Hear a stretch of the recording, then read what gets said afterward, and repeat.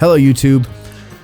So, what you're about to see is what I was able to scramble together, scrape, whatever the word is, together, of an attempt at an episode about Masters of the Air in Gettysburg National Cemetery.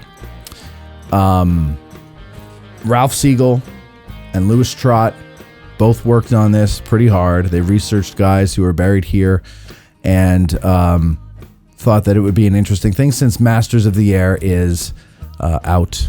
Well, it's been out for a while now, but it was all the rage back in February or whenever that was. And they thought, why don't we do a show about that here? Because we do have some airmen in the cemetery here at Gettysburg. So we started doing the show. We had pictures. We had everything. We were recording the video. And we were also live streaming it to our first lieutenants over on Patreon. Then the computer, about 80% of the way through the show, decided to turn itself off. Yeah, you heard me. It turned itself off. So I threw a little bit of a temper tantrum, and then we continued the show nonetheless because Ralph and Lewis had done a lot of great work for the show. Then I decided, after consulting with the audience on AG Today, which is live every Thursdays at 5:30 Eastern, I decided then that we were going to put it out anyway. Everybody wanted to hear the audio. And when I got to the part in the editing where the camera went out, or the computer went out, and we lost video, you can hear me say, oh, well, it's still on YouTube anyway. So I had totally forgotten about that. And I went over to YouTube, and sure enough, there it was, archived. So I was like, great, at least there's some video, I can salvage this. So I downloaded the video and edited it together with the audio that's recorded. The audio goes further than the video, obviously, because we lose the video 80% of the way through. So the last 20%, there's going to be no visual for you, but the information is still good, and you also get to hear my temper tantrum. So, without further ado, this special episode of Addressing Gettysburg is brought to you by our patrons over at patreon.com/addressinggettysburg. Becoming a patron might get us a new computer.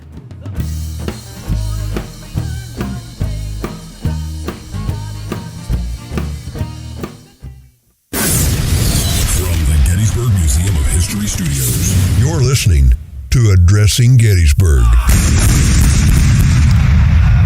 Hello, ladies and gentlemen. Welcome to this special episode of Addressing Gettysburg. Today we're talking about something that has nothing to do with the Battle of Gettysburg or the Civil War. We're talking about something that has to do with Gettysburg National Cemetery and a new show that is on Apple TV Plus that is taking the world by storm. It is called Masters of the Air. And many of you, I'm assuming, don't know or never even thought to think that we might have some airmen buried here at Gettysburg from the 8th Air Force. But I'm here to tell you, and so are my guests, that we do, in fact, have such burials here. And so I'd like to welcome our guests, Lewis Trott. Hello, Lewis. Hello. And Ralph Siegel, the great Ralph Siegel. How you doing, Ralph? I'm okay. I thought this was Doug. It's Lewis. No, it's Lewis. It's not Doug. I'm not the great Doug. I'm just Lewis. This was Lewis. This was your idea to do this, right? Yeah. And it's a very topical idea because Masters of the Air, of course, is everybody's favorite new show. And Ralph and I were just talking because it's such a well-made series, and of course, why wouldn't it be? It's with Tom Hanks and Steven Spielberg again, right? But it's such a well-made series that when you watch it, it's kind of like when Band of Brothers was on. You realize how most other TV is just kind of crap, right? Because it's so well done and it's such a compelling story. Mm-hmm. So you came up with the idea to do this. Why? First of all, let me say I haven't seen any of the episodes. Okay. Because I don't subscribe to Apple. I'm playing a game, waiting for it to come out fully. Then I'll subscribe for a free period, I hope, and then watch it real quick. Cram it all in. Yeah, and then not subscribe anymore. Sure. But I knew it was coming out. And I was interested in it because I've told many people this. World War II was my first love in history. I studied it extensively as an amateur, and I started thinking about the World War II men who are buried at Gettysburg National Cemetery, and I was like, I wonder if there's any airmen buried there, because I'm not as astute with the names that Ralph is. Mm-hmm. So I'm driving around, I'm thinking all this, and I said, well, when I get home, I'm going to look this up. So I look it up, and I see there are many men, not of the 100th Bomb Group, which, as I understand it, is spotlighted in the show, but in the 8th Air Force, the same group, that are buried in Gettysburg National Cemetery. So I said, there's the connection, because we need a connection with the Gettysburg to have it on this platform. Right. And then my next thought was, well, I'm no expert on these people, but Ralph is. And Ralph's name was the first name to come to mind. And I live to disappoint. so I, even though he thinks I'm Doug Dowds, that's fine. He doesn't even know who I am. But I then said, well, let me call you up. And that's when we got this ball rolling. Now, Ralph, we have a show that's still in the can about World War II burials in the cemetery. It is scheduled to come out this year, but And we did another one on notable burials, the top 10 burials, correct, which has some World War II in it. yes, And so people will, in both of those broadcasts, be hearing about Bruce Evans, who we'll talk about again today, I think. So let's start with a background on the 8th Air Force, a little history of them. Lewis, take it away. All right. So the 8th Air Force is the Air Force group that flew out of England. They are established in 1942. In America, we have General Hap. His name's Henry or Harry? Henry? I think it's Henry. I'm not sure. General Henry Arnold, but he's called Hap Arnold. Uh-huh. He's in charge of this fledgling Air Force. Originally, it's called the Army Air Corps, but they have dreams of being their separate entity. We have Marines, Navy, Army. They want an Air Force. So Hap Arnold's in America dictating what's going to happen with the Air Forces overseas. And so they're established in England. They are made up of primarily B-17, these big 4-engine heavy bombers. These men train in the western part of the United States. Somewhere along the line, this new bomb site called the Norden bomb site, which is top secret, is employed. And it's called a pickle barrel bomb site because when conditions are perfect, which they never are over Europe, but they are out west, no clouds, no wind, nobody's shooting at you, you can drop a bomb theoretically in a pickle barrel. So from that, this notion of precision bombing comes into being versus area bombing, which is what the RAF is doing, the Royal Air Force. They're under the command of a fellow named Sir Arthur Harris. His nickname is Bomber Harris. And what they believed is they're bombing at night, so they thought there's no way you can bomb during the daytime. So they're bombing at night from England, of course, over towards Europe. And it's not just Germany. Germany occupies all these other countries in Europe, so they're bombing all these occupied areas. But they're doing it at night, and they're area bombing. They know there's an industrial plant in a certain place. They're just going to try to bomb the area. And they don't care if they kill people, because in Bomber Harris's mind, they're killing workers, and that's a resource. So there's no morals about it. They're doing this area bombing versus the precision bombing that Hap Arnold is proposing. Was that Dresden? Was that one of the ones? That's later on. That's later on. That's Okay. later on. Now Okay. let's point out first that German high-altitude heavy bombing had destroyed Warsaw and Rotterdam. Right. And the Germans were bombing Coventry, Manchester, and London at night. Right. And originally they were attacking air assets, airfields, air factories, trying to disable the RAF in what becomes well known as the Battle of Britain.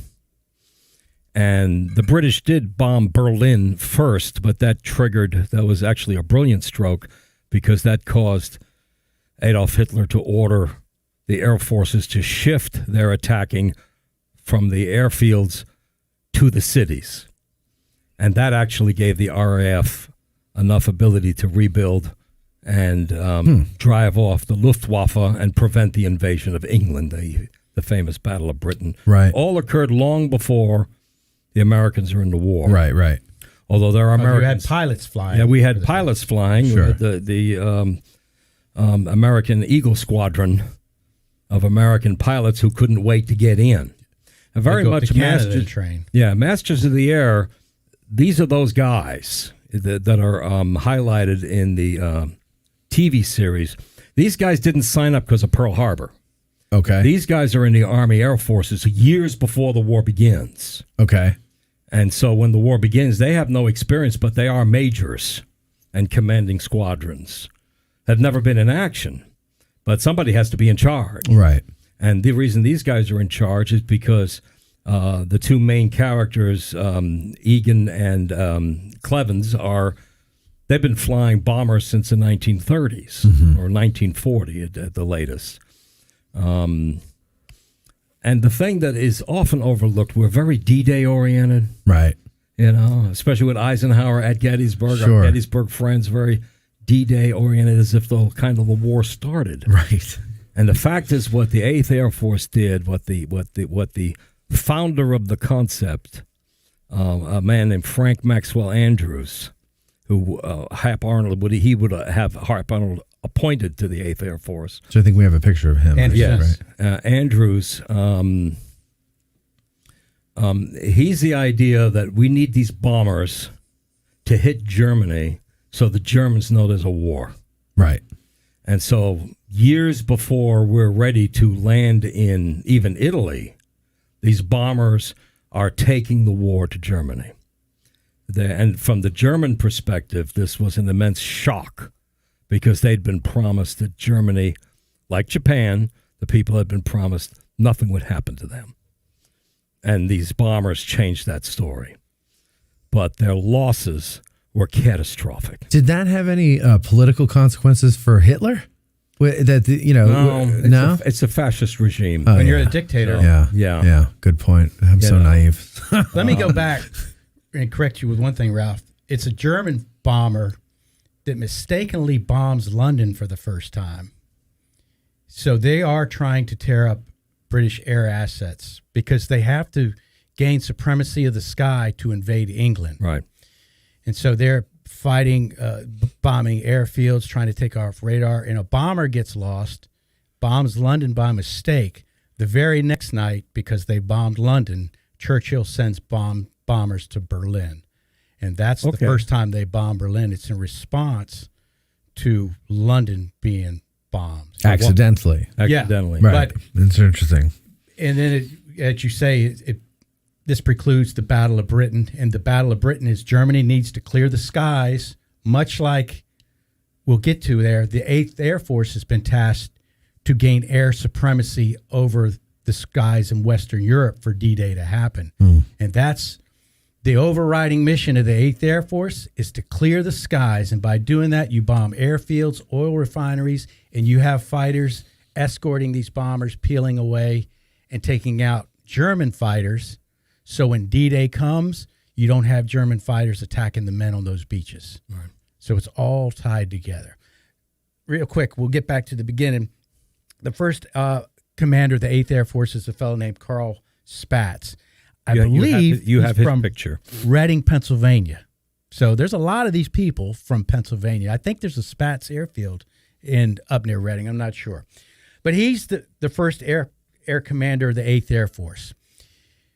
Operation Torch is going to happen in November of 1942. Who's in charge of Operation Torch? Dwight D. Eisenhower. Before Overlord, we have Operation Torch. That's the invasion of North Africa. They start to divert resources from the 8th Air Force to support that mission. So the 8th Air Force is being stripped to support this invasion of North Africa. So Spaatz is going to leave to take over that air mission. And Major General Ira Ecker is going to take charge of the 8th Air Force. So he's now in command of the 8th Air Force. He was in command of the bomber element because there's a mission support element, there's a fighter element, you have a bomber element. It's not just these big bombers. You've got all these other elements making up the Air Force. Ecker was in charge of the bomber element, and now he's in charge of the whole thing. We should say the heavy bombers. Heavy bombers, yes. There is also operating in England the 9th Air Force. Yeah, which are medium-range bombers, the B-25 Mitchell and the B-26 Marauders, 2-engine aircraft, more limited range. They're mainly hitting the U-boat pens and other facilities in France and on the coast, but they can't get very deep. And they're also They're really flying out of Italy. I think I think we have pictures of Marauders, don't we? We do. We have one of them on fire, I think. Yeah, actually. Yeah, with the nice Marauder picture, which I think is hilarious because they know they're being photographed, so they all jammed up into the nose window so they could all be in the picture. Yeah, there it is. Yeah, right. But look at that. So I would not want to be in one of those things. Yeah. That's a little too cramped for me. Now, we'll go to it later, but our highest-ranking airman buried at Gettysburg was a Marauder squadron commander. Oh, really? We only have one squadron commander buried at Gettysburg, and that was Elmer Oglietti, captain, who was a commander of a Marauder unit flying out of Italy in the 15th Air Force. But we digress. We got to get back. Doug wants to stick with the 8th Air Force gets set up. Their first mission is August 17th. Remember that day, August 17th. Got to write it down. This is 1942, though. They fly their first mission. And it's 12 B-17s going towards an airfield in France, Rouen, France. And a part of this mission is Ira Ecker. He's flying this bomber mission. Nobody knows what's going to happen, but he's out there. Can you imagine? I don't know. Can you imagine when on D-Day, the Big Red One lands, their commanding officer is in the forefront hitting the beaches. That's not going to happen. It's Reynolds here up at Herbst Woods out in front. Right. You get killed doing these things. But Ecker's out there flying this mission with him. Okay. Like I said, it's 12 B-17s going against the airfield in Rouen, France, where they are trying to do. Doug, who is the lead pilot? I'm sorry, Lewis. Who is the lead pilot? Paul Tibbets? Paul Tibbets. Yeah. Paul Tibbets is part of the man who Air will Force, fly the Enola Gay. Enola Gay later on. Okay, yeah, sure. He's getting practice. What they're trying to do on this mission, though, is to take out German airfields because 2 days later there's the raid on Dieppe, and that's a primarily Canadian operation. It used to be thought that this is a practice run from Normandy. It's on a much smaller scale. What it is it's a pinch raid, meaning they're trying to steal something. What are they trying to steal? A 4-rotor Enigma machine. Out there observing in the channel is Ian Fleming, Mr. James Bond. Why is he watching this? If all you're doing is practice for Normandy, he's part of the MI whatever intelligence with the Brits. They're trying to get a 4-rotor Enigma machine, but that's what this mission.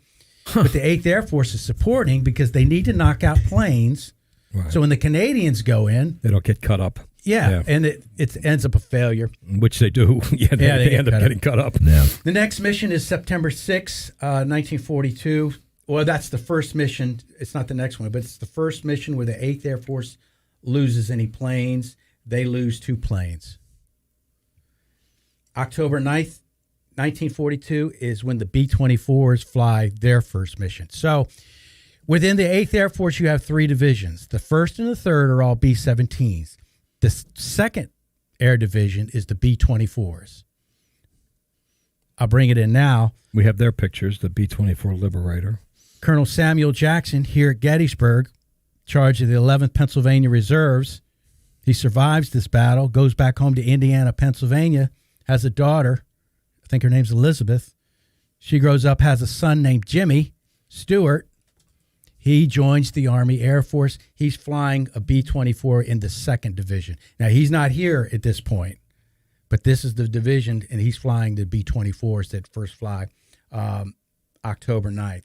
Wow. So they're building up. The 8th Air Force is. They're suffering some losses. Now, these early missions, they're not suffering a lot of losses because they surprised the Germans. The Germans don't expect anybody to bomb them during the day because they've been bombed principally at night by the Brits. So they're caught off guard, but then they start to adapt. They start to adapt their tactical response with their planes, attacking these bombers up here with their planes, and then they set up these big flak fields around important targets. And flak is an 88 millimeter gun shooting straight up, and you create these fields. You just shoot in this box because the planes are going to have to come through that box. Right. You just try to plaster it. And you see all these black, if you watch old movies, or there's footage of all this, you see the black spots. That's the shell exploding, and they're fly. It's like going through a minefield. Yeah. You never know when you're going to hit the mine. Right. I was saying to Ralph before, like, watching Masters of the Air, I'm fine. And then once they start hitting flak, I'm like squeezing on the armrest. It's awful. and then I'm on the edge of my seat. But then the real horror, which they do very well, Donald Miller does this very well in the book Masters of the Air, which will point out to book readers who, like Doug, haven't seen the show yet. Because I'm cheap. Donald Miller writes about the 8th Air Force. Yeah. The TV series focuses on one bomb group because unlike the 20th Maine and the Battle of Gettysburg, if I'm going to write about every single regiment, the movie's going to be 20 hours, whatever. It's impossible. Okay, but pause here for a second though. So, because this is important to know for a guy like me, like I have a very superficial understanding of World War II, right? And especially in the makeup of military units, it's slightly different from the Civil War, of course. Yeah. You know, the Air Force. So when you say bomb group, what's the Civil War equivalent? No, brigade. A brigade. Typically, a bomb group is made of 3 or 4 squadrons. Okay. Squadrons would be regiments in this case. Okay. Battalions. And each squadron has 12 planes.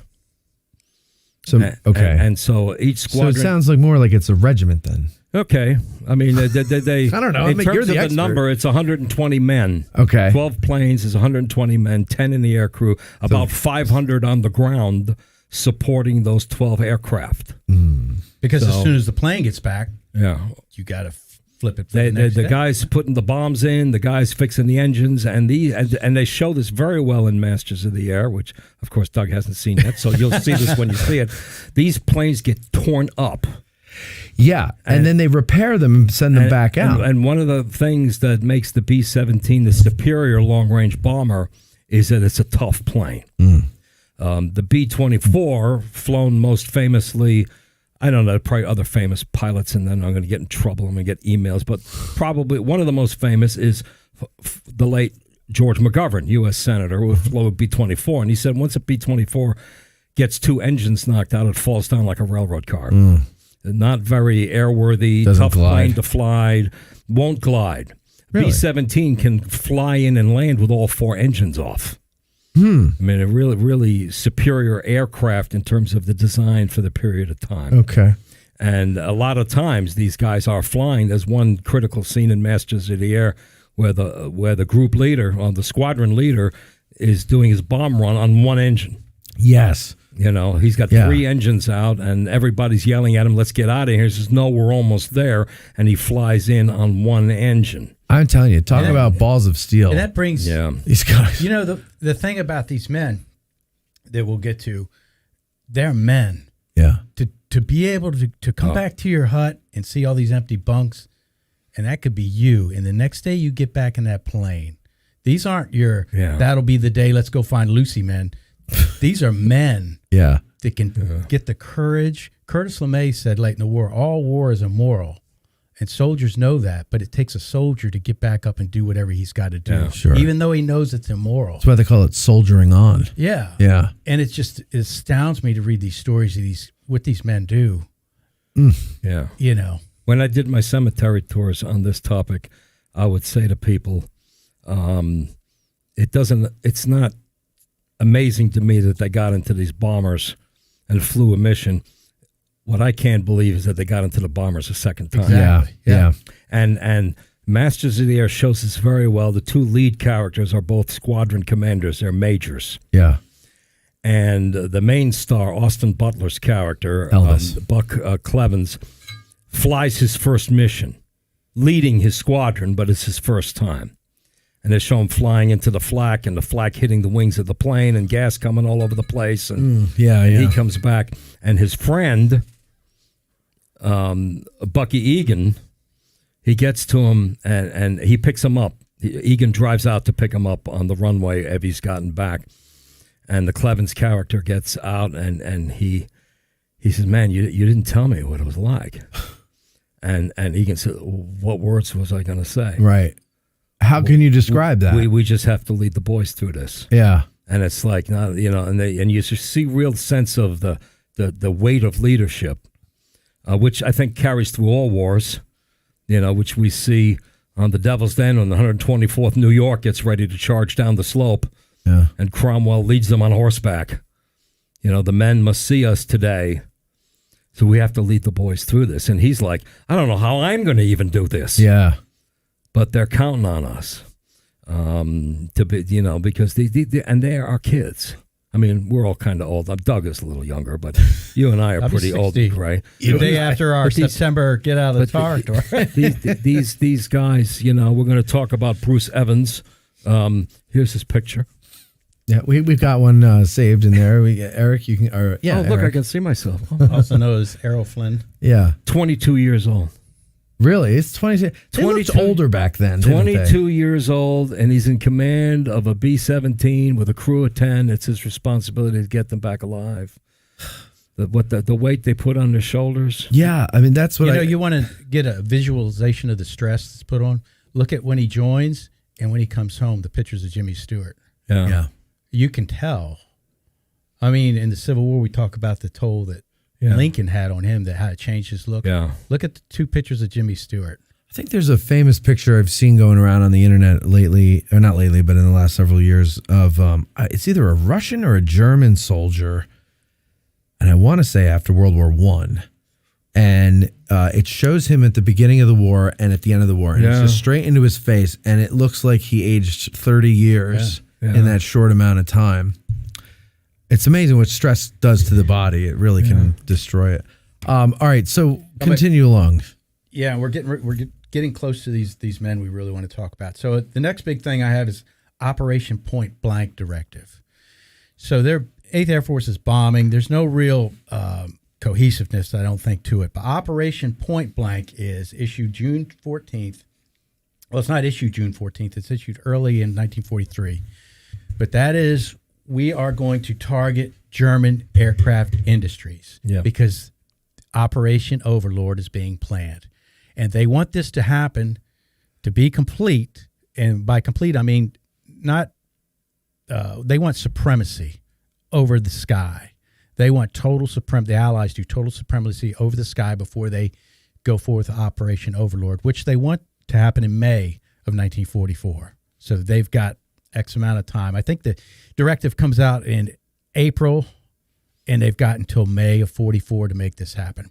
First mission they fly in support of Operation Point Blank is June 14th, 1943, and again, it's to target the German aircraft industry. That includes airfields, targeting airfields, planes on the ground, taking out as many fighters as you can in the air. And at this point, the fighter that's going to follow these bombers into Europe is the P-47, Thunderbolt P-47. It cannot fly into Germany. It might be able to get up close to the border, but then it's got to turn around because of fuel restrictions. It doesn't have the fuel capacity to fly. So from that point on, they're on their own, and they call the B-17 the Flying Fortress, because the theory was, and it starts with Hap Arnold sitting in D.C. having a heart attack. I would give Andrew some credit here too. But the theory is, if they fly in a certain type of formation, tightly bunched together, each plane has 12 or 13 50 cals. 50 cal is an awesome weapon. I've shot one a few times in my Army career. But with all these 50 cals, they provide mutual security for the whole, and they'll be able to protect the larger group going in and coming back, and they can survive without these fighters following them all the way into the heart of Germany. That proves to be a fallacy. Yeah. Fighters start tearing them up, flak's tearing them up, so they're going to start suffering losses on a greater scale. The next big notable operation is Operation Tidal Wave, the Pletsy oil fields in Hungary. This is a long Romania. trip. Say again? Romania, excuse me. Hungary, Romania, one Budapest. Yeah. So either way, this is a long trip. So the plan is to fly there, bomb the oil fields, but they're going to fly from North Africa. So they move a bunch of planes to North Africa, and they're flying from North Africa, and it gets the plan goes awry, like we see here at Gettysburg. All the plans fall apart, and they don't end up bombing it like they should. 177 B-24s go in, or excuse me, are lost. 57 B-24, 177 B-24s make the attack. 57 B-24s are lost, and then 3 furthermore lost at sea. It's 532 airmen lost, like that. And then they fly back to North Africa. One of the men we're going to talk about is Thomas Baum. He's going to be killed later on in the war, but he takes part in this mission flying from North Africa in a plane called the Little Gamper. He survives it, though, and he gets back to England to fly more missions until he passes away. Next big one, and it's a big one. I remember I told you to remember August 17th, 1942. Wrote it down. First mission. Now we have August 17th, 1943, and I believe this is probably in the show that Doug hasn't watched yet. This is the big Regensburg-Schweinfurt mission. It's 2 separate targets. Regensburg is where they're making the Messerschmitt 109s, the BF 109s. It's the primary German fighter. It's a beautiful plane. And then Schweinfurt is a ball bearing factory. And they use ball bearings for all these different It's all pieces ball of bearings equipment. these days. Yeah. Now, they're making them there. They're importing some from Sweden. But this is one of the primary factories where they're producing their own. So they're going to bomb these 2 places at the same time, August 17th, 1943.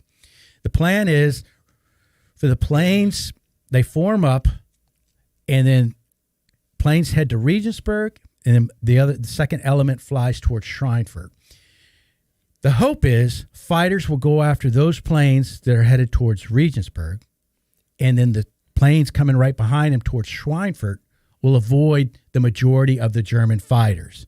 Well, the Regensburg group gets up and they get going. The Schweinfurt group is delayed about an hour and a half, so you got the first element at least an hour and a half in front of you. Fighters attack that element. They have time to land, refuel, and rearm. They get back up in the air, and they're going to meet these planes coming from Schweinfurt. So it doesn't work out at all. The planes from Schweinfurt then head south to North Africa.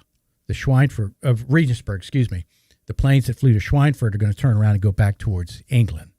So it's a lot of moving parts here. It doesn't go well because they don't take off together. You know, one group doesn't immediately follow the next group. And it takes a lot to get up and go. There's, on the internet, smarter people than I do have made these graphic things where you can see a groups of planes flying off and how they get up in the air and start circling, and another group joins them, and another group, and then they head out over the channel. Right. How you get, later on in the war, over 1,000 planes to form up and then go across. It's so hard to imagine. It's crazy. And visualize that. I mean, because you're right. Like, you got, hundreds of planes going out in one run. Well, they don't take off at the same time. They go one after the other. So what do the guys who are already up in the air do? They got to circle. Yeah. But, I mean, think of that. Like, the coordination it takes to circle and then for you to find your group and get with them in the clouds. Let me tell you a story. It's a nightmare. Let me cut in on Lewis, and tell you a story. But go ahead. Should we be paying Doug for all this name dropping? Poor Doug. He probably doesn't even listen to this. John W. Ott. Yeah, he's one of our guys. He's a navigator. I don't believe we have a picture Lieutenant of his. John Ott. I don't think. Well, we have a picture of his gravestone, I think, but I don't remember putting that in there. No, I don't see. Well, we can't have everybody. We're just gonna let me make sure I'm looking at the right guy. All right. There's John W. Ott, first lieutenant. There.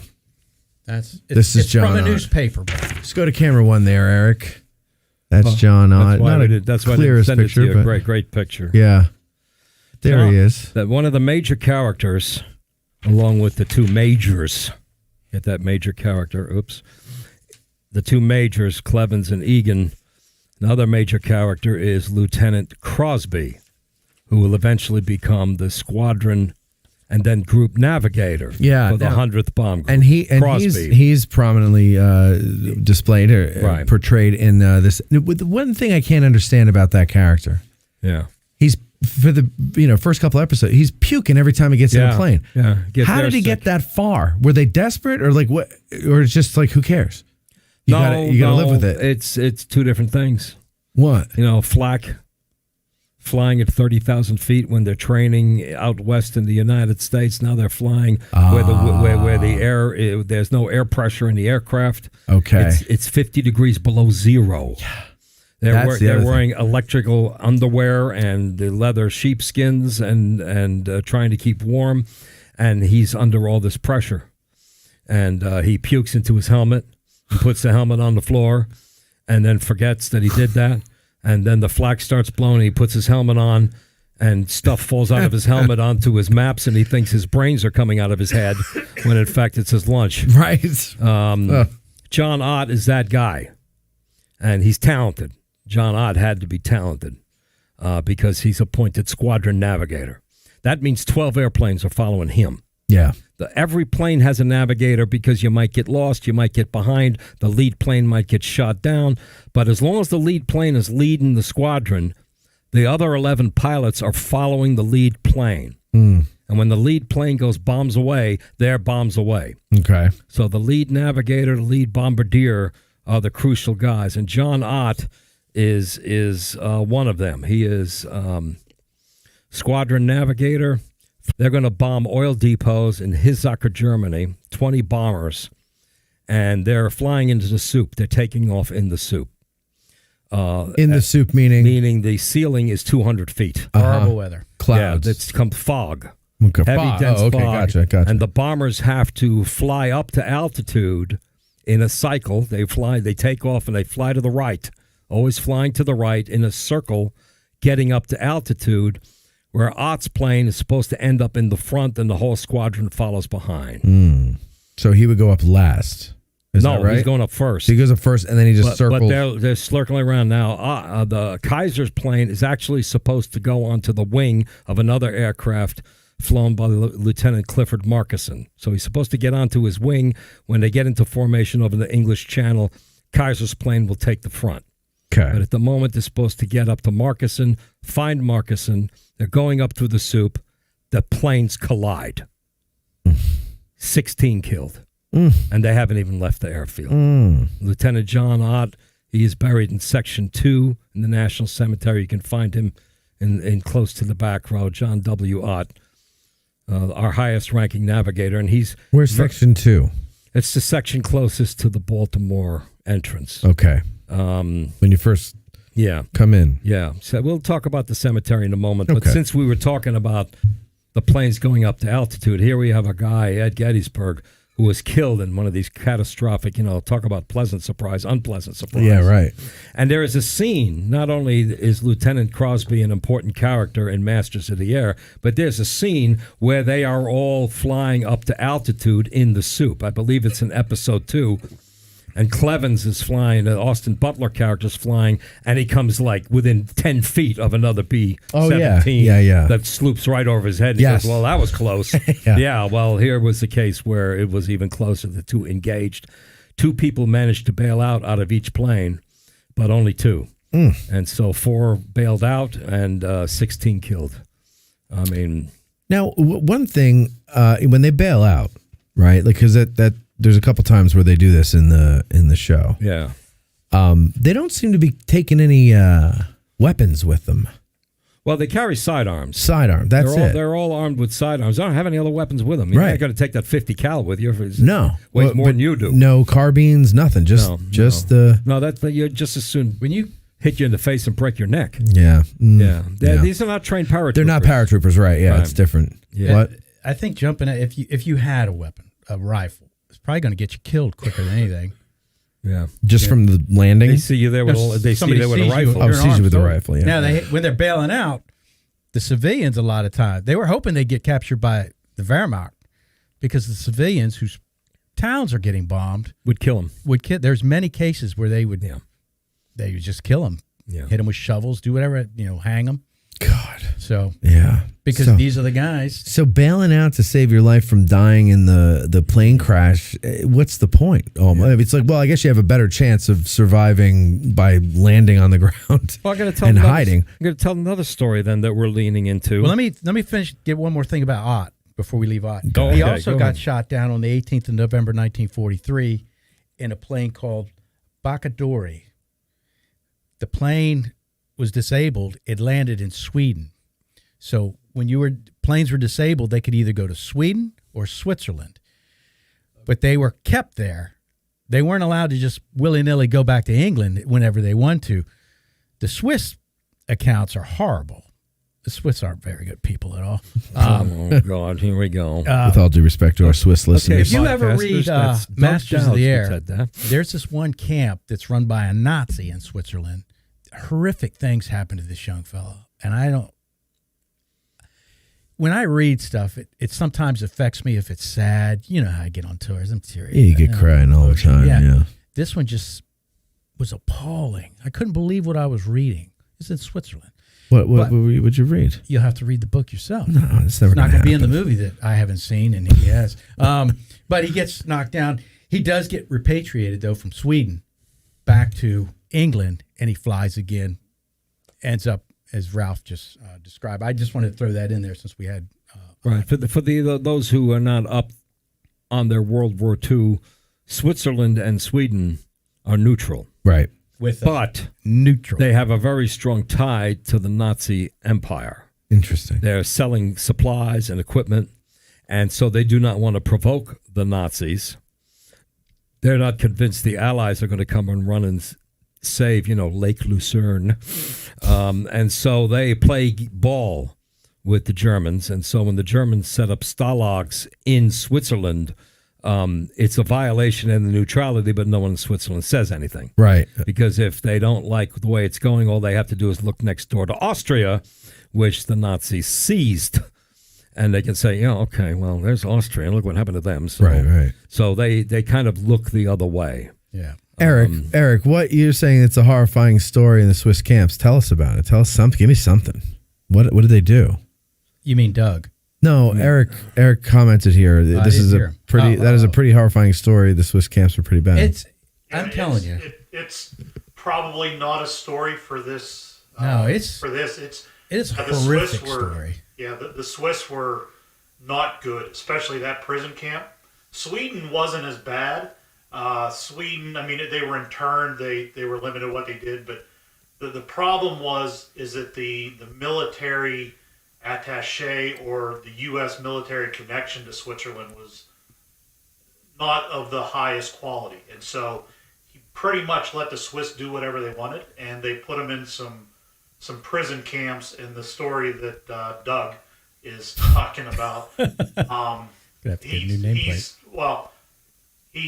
they're in there there's Russian soldiers in there, there's other American pilots, and it's really a prison. It is not an internment camp. It is truly a prison. Okay. And so we'll just say there's many assaults that occur. And I will say, I should caveat this. What's the name of the camp? That I don't know. I can't remember. It's a hard name. It's one of these hard names that I probably couldn't pronounce because I'm a rube. I should caveat, though, this fella tried to escape, and that's where you get moved to another camp if you try to escape. And he did, and he gets caught, and he gets moved to this fairly notorious camp. And he's a young... was the fact that and that's where the American commander that was there, or the attaché to the Swiss, basically agreed, as an American, as a soldier, your duty was to try to escape. But yet this leader, and I wish I could remember his name, basically sided with the Swiss and said, no, you're not allowed to escape. I order you to not even attempt to escape. And then essentially he allowed the Swiss to punish them and treat them however they wanted to be treated. That's an American author or officer? American officer. Yeah. He was again, attaché. I can't remember exactly what his title was, but he ordered the airmen or any American that happened to be interned there, he ordered them to not escape. Eventually, once, and it was much later in the war, almost near the end, once American leadership realized what he was doing, then he was removed. Good. Bureaucrats. All right, what else? All right, I got one more quick raid, then we'll start on these men. And that's the second raid to Schweinfurt, because they don't knock it out the first time. Right. And that's the problem. If you go hit a target, these targets are hard to hit, and you don't go back to it a couple months. The Nazis, because they're using a lot of slave labor, they have this ability to just regenerate their factory. They move things underground. They disperse their industry so it's not just one spot you need to hit. And if you don't pound it continually for X amount of days, the Germans rebuild these things. So they're still producing out of the Schweinfurt ball bearing factory. They go back on October 14th, 1943, and bomb it again. On this raid, it's 291 B-17s, 60 B-24s. They lose 36 B-17s flying this, and let's see. Yeah, 36 B-17s. It's called Black Thursday because they lose so many. And what you think every plane they lose, it's 10 men. They're gone. Yeah. Now, not all of them are dead. And if the plane blows up, they're dead. Some of them escape, but they're gone. Right. They're not usable. Yeah. And there's some of these raids where, actually, I think, my notes get messed up. Total, I think they I'm sorry. This is what it was. On both Schweinfurt missions, the first one and the second one, it's the 8th loses 60 B-17s. That's what it is. Yeah. Because I was thinking at the time they've lost a battalion of ground pounders. Gotcha. And it's the symmetry. Now, the second raid, along with 60 that you've lost, 17 more crash land back in England, and they're unusable. Mm-hmm. So you've lost a total of 77 planes that you cannot lose, but you've lost over 600 men like that in the space of a few hours over a target or what have you. And that's just, it's unsustainable. Before the show, you guys were talking about the casualties. I think it was just the 8th Air Force. I've got some numbers. You got some numbers? Give me some numbers here. Let's bring it home. Yeah. And let's do some numbers because the podcast people, they like numbers. They love numbers. Let's hear them. Here First to the National Cemetery. Let's not assume people all know what we're talking about. The old cemetery that Abraham Lincoln dedicated has 5,206 graves. Many of those graves have multiple people, family plot, wife, spouse, but there's 5,206 grave sites. The annex is added. Right. 5 acres in the 5 or 7 acres in the front. What is it? When is that added? In the 60s. 1960s. Yes. And that adds another 1,711 grave sites. So the total grave sites in the Gettysburg National Cemetery, 6,917. All right, let that number hang for a moment. 23%, 1 in 4, are marked World War II. So while we think of this as a Civil War cemetery, and indeed it is a very large representation of World War II veterans. Sure. 1,624. Now, the majority of those are veterans who came home, lived their lives, are entitled to burial in a national cemetery as a benefit of the fact that they fought. Right. Overseas. Didn't die in combat. Right. But a little bit more than 500 are killed in action, died in the war, buried overseas as far away as Guam, the Philippines, Africa, Carthage, Italy, France. After the war, the phrase is that the sun never sets on the grave of an American soldier. Families will ask their loved ones to be brought home, and that's how these men are repatriated to the United States. We have pictures of the Liberty ships that will bring the caskets, disinter the remains, just like they're disinterred on the Gettysburg battlefield and brought into the National Cemetery. They're disinterred in these cemeteries around the world and brought back to American cemeteries. And in Pennsylvania, the only national cemetery is Gettysburg. Right. Today, there's 4 others, but back that then, time, and Gettysburg's tiny compared to the other new ones. Nevertheless, this is the only place. A lot of our guys are here from Pittsburgh and Philadelphia. Families requested they could be brought home. So of these 500, about 460 are confirmed killed in action. So the losses that we see in the Civil War and the Spanish-American War, where they die of disease, that's been brought under control. a lot of the class of 45, the World War II veterans, they get a little rankled. A lot of World War II historians get rankled when we say the Civil War had more dead than all other wars combined. They look at battle deaths, killed in action. World War II had more killed on the battlefield than all other wars combined. Okay, gotcha, yeah. Because in the Civil War, It's just the ratio was dead. 2-to-1 of disease deaths. Right. The Spanish-American War is like 5-to-1. Right. World War I is a bit better, but then the Spanish flu screws up all those statistics because they're dying after the war's over. Right, right. Our dead here at Gettysburg range in age from 15 to 44. 58 of them are teenagers. 95 are under the age of 21. Wow. We have 7 generals buried at Gettysburg, 1 from the Civil War, 6 from World War II. So it's a very big representation. Let's talk about the United States Army Air Forces, or the Air Corps. 16 million men serve in World War II. 16 million. 1.1 million are casualties. So that's 7%. Right. 407,000 are killed. That's 3%. So of the men serving in the war, 3% lose their lives. Okay. Let's hold on to that number. Oh, sorry, what was the total amount of men serving in the war? 16 million. 16 million. And of that, 405,000 are killed. Okay. You know, the Russians laugh at us because they had 20 million killed. Right. But they're Russian. But I'm going to Don't get me started. to tell a story. United States Army Air Forces had 3.4 million men. Okay. 3.4 million. 106,000 casualties, 5%. 88,000 killed, 2%. So that's in line with the overall losses of 16 million men. Everybody following me with this? You Yes. following me at home?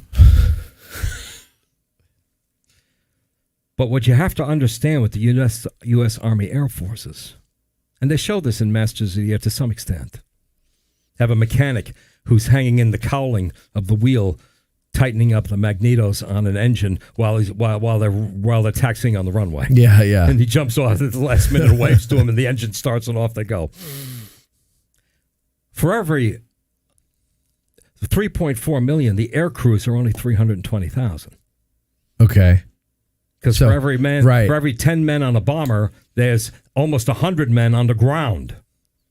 Bombardiers, steam fitters, pipe fitters, the guys who are going to remold the engines, replace the gas tanks, air mechanics. They're switching out engines in overnight. That's amazing. So the 3.4 million, 320,000 of the are guys air crew. actually up in the planes. Right, air crew. So it's all of that support and logistics and everything, all the rest of those So guys. now watch these percentages. 320,000 U.S. Army Air Force air crew, 95,000 casualties, 33% casualty rate. Killed in action, 53,000. That's 17% of the air crews. And when you include 26,000 who died not in battle, including thousands who died in the United States in training accidents, it reaches 25%. 25%, 1 in 4 killed. Wow. The overall casualties, which includes POWs, brings it almost up to 50%. 23,000 airplanes were lost in the Second World War. How many were manufactured, do we know? Oh, more than 120,000 of all types. I'm not just... That sounds including kinda low, just though. the bombers. 120,000. No, the biggest production aircraft in the history of aviation, Uh-huh. 4-engine aircraft, is the B-24 Liberator. They made 18,000. Okay. Really? There was a plant in Michigan. I'm not going to remember the name. Willow Grove, I think. Sounds familiar. Willow, yeah. Yeah. Produced a B-24 Liberator every hour, 24 per day. Wow. Yeah. Wow. 4-engine aircraft. No, there were more of them made than B-17s. No, it's just the B-17 was a better plane. Right. But the B-24 was made quicker, which I think Senator McGovern would say, yeah, it was made quicker. I can take your word for it. I flew the damn thing, you know. And it showed.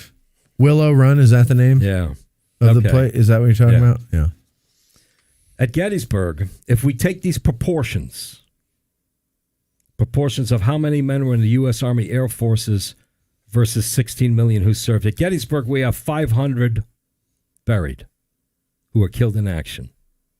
By proportions of those who were in the Air Forces, we should have 10 airmen. Mm-hmm. Is that making sense what I'm saying? Yeah. 500, we should have 10 airmen. We have 70. Wow. Yeah. Really? Yeah. Now, I don't know. And 26 of the 70 are 8th Air Force.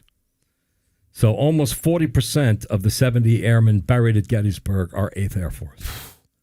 Are these all Pennsylvanians? No, there's a mix. There's a mix. Yeah. Just because we told you we'd bring them home, we didn't promise you where we'd bury them. They go to your home. Yeah. We got guys from Colorado, California, South Dakota, Connecticut, New York, but most of them are Pennsylvania boys, so it wasn't that terrible.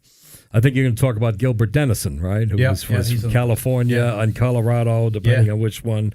He was, born in Colorado, moved to California. And just a level of the heroism. There's an important character, particularly in the 5th episode of Masters of the Air, Lieutenant Roy Clater, who ironically is played by Sawyer Spielberg. Really? Steven Spielberg's son. Oh, no kidding. Yeah, he cast him in his as a pilot. He's brand new pilot, flies with the 560th Squadron. I'm sorry, I forget what number. He's in the 100th Bomb Group, flies with his squadron, and he's the only plane to get back. Oh, yeah. 12 planes go on a mission. He comes back all alone. They show the commander, the colonel, standing in a tower. Have you seen any of my boys? Where are they coming? And one plane comes back. And people watching that might think that's exaggerated. We don't have anyone from the 100th Bomb Group buried at Gettysburg, but we have several from the 388th Bomb Group, which was comparable to the 100th. The 100th will be known as the Bloody 100th. Mm-hmm. But the 388th belongs there. On September 6th, 1943, they flew a bombing mission over Stuttgart, the entire group, and the 560th Squadron, 12 forts, 100% losses. All 12 of them got shot down. God. The entire squadron. Those guys are back at the airfield, those mechanics and their officers and the nurses and everyone else watching in the air, waiting for the first fort to come back. And the air is clear. And everybody else is landing at the other airfields. They're calling each other. Yeah, my boys have gotten back. I lost 3 planes. I lost 4 planes. And they lost absolutely There's everything. that scene in Masters of the Air where they're waiting for them to come back. Yeah. And I think one plane comes back, but it's not theirs. It's now, we have a pilot buried in Section 3. That's behind the Lincoln Memorial. Wyman Osnes, lieutenant. He's a co-pilot of a, let me make sure. Yeah, he's in the 388th. He's flying. He's a co-pilot on a B-17. They were bombing Poland. Got hit by flak on the way back, and they're on fire and getting hit by fighter planes trying to land in Denmark. And the pilot is Otis Ingebrigtsen. Lieutenant Wyman Osnes is the co-pilot. They tell everybody to bail out. They all get out. 8 crewmen get out, all prisoners of war. Osnes and the pilot are killed. So they literally go down with the plane to get enough time. So what probably happened is the plane is probably on fire. No one saw it, so there's no battle report except from the prisoners who survived. And they say the plane was on fire. We all got out, and it probably just exploded. But because the pilots, they're in the worst spot to get out because they're sitting up in the cockpit. Everybody else can jump out through the bomb bay doors, other hatches. And I don't want to say it's easy, but the pilots are the last ones to get out, and they've got the longest way to go to get to a hatch. Right. So this happens a lot. And we have a guy from the 388th buried here, Wyman Osnes. He's in the 5th. If you go to the Lincoln Memorial down the hill, he's in row 5 to the right. You can find Lieutenant Wyman Osnes and pay your respects. A B-17 co-pilot. Do we have a picture of his grave there? No, probably not, because I'm just disorganized. But these statistics tell that story. I didn't understand any of this till I read Miller's book. Uh-huh.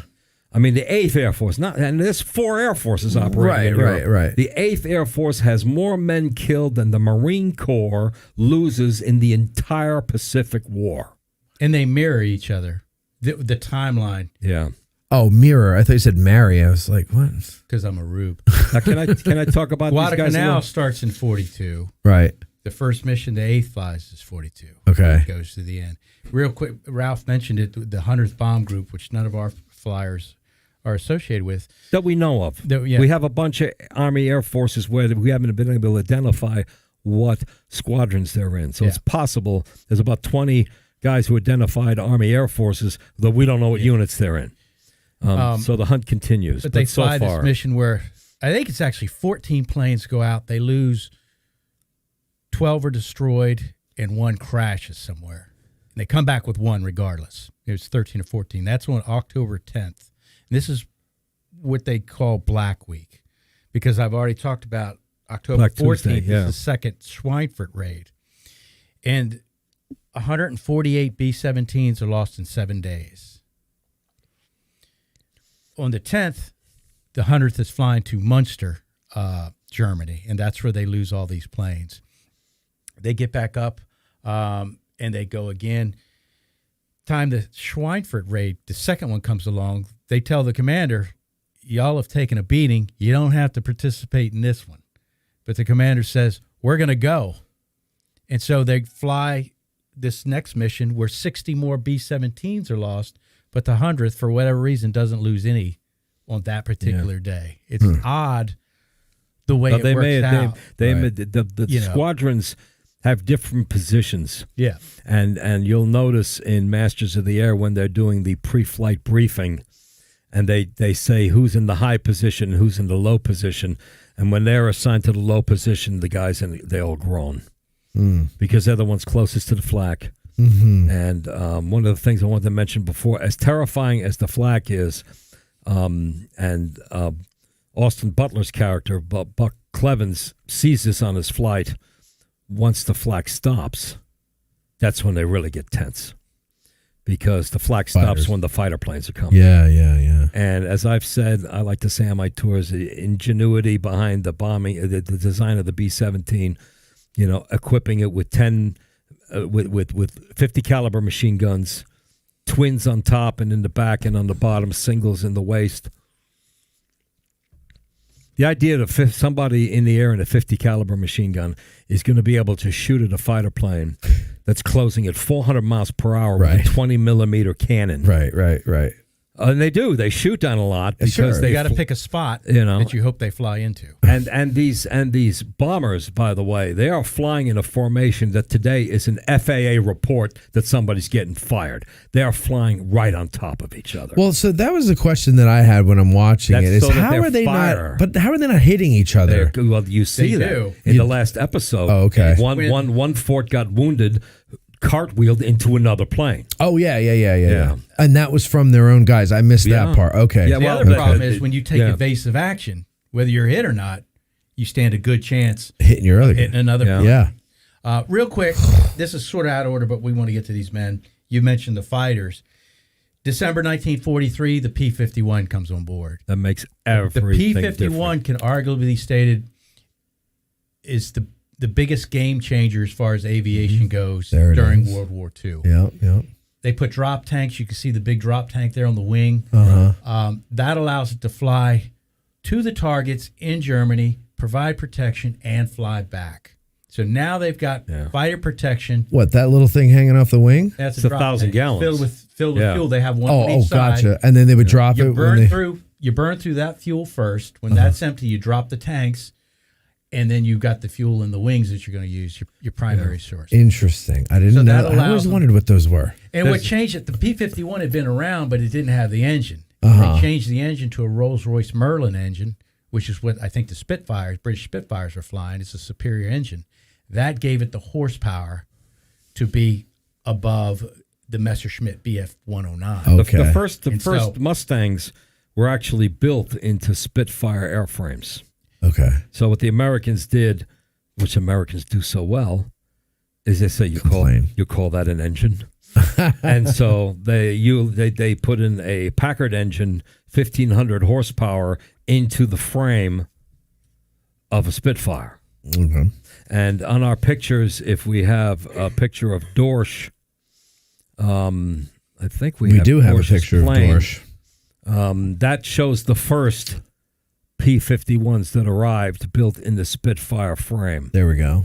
But I think that Packard engine was really. Oh yeah, it is. Yeah, that's it. That was labeled as Dorsch painting. The Packard engine is Rolls-Royce allowing them to use the Packard. It's a Rolls-Royce Merlin engine, and the Brits were using it in their fight. The Spitfire was a beautiful plane, so it's being used. So they know its capability. In the beginning, the P-51 didn't have the Rolls-Royce engine, right. So they grant a license to Packard to make this Rolls-Royce Merlin engine, and that gives it the range, the horsepower. You put the drop tanks on, and it changes everything because now you have fighter protection there and back.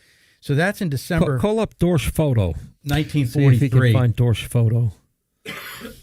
Should be right above or below should be Dorsch right plane. next to Dorsch painting. Yeah. And we stand. We're sitting here waiting. I'll keep no talking. pressure, Eric. Anyway, keep talking. So I mentioned Ira Ecker. Yeah. He's in charge of the 8th Air Force. Hap Arnold's not too happy with him. Things aren't going very well. What they do is they promote him. They call it a promotion. They put him in charge, 15th Air Force, send him to the Mediterranean. And he's begging.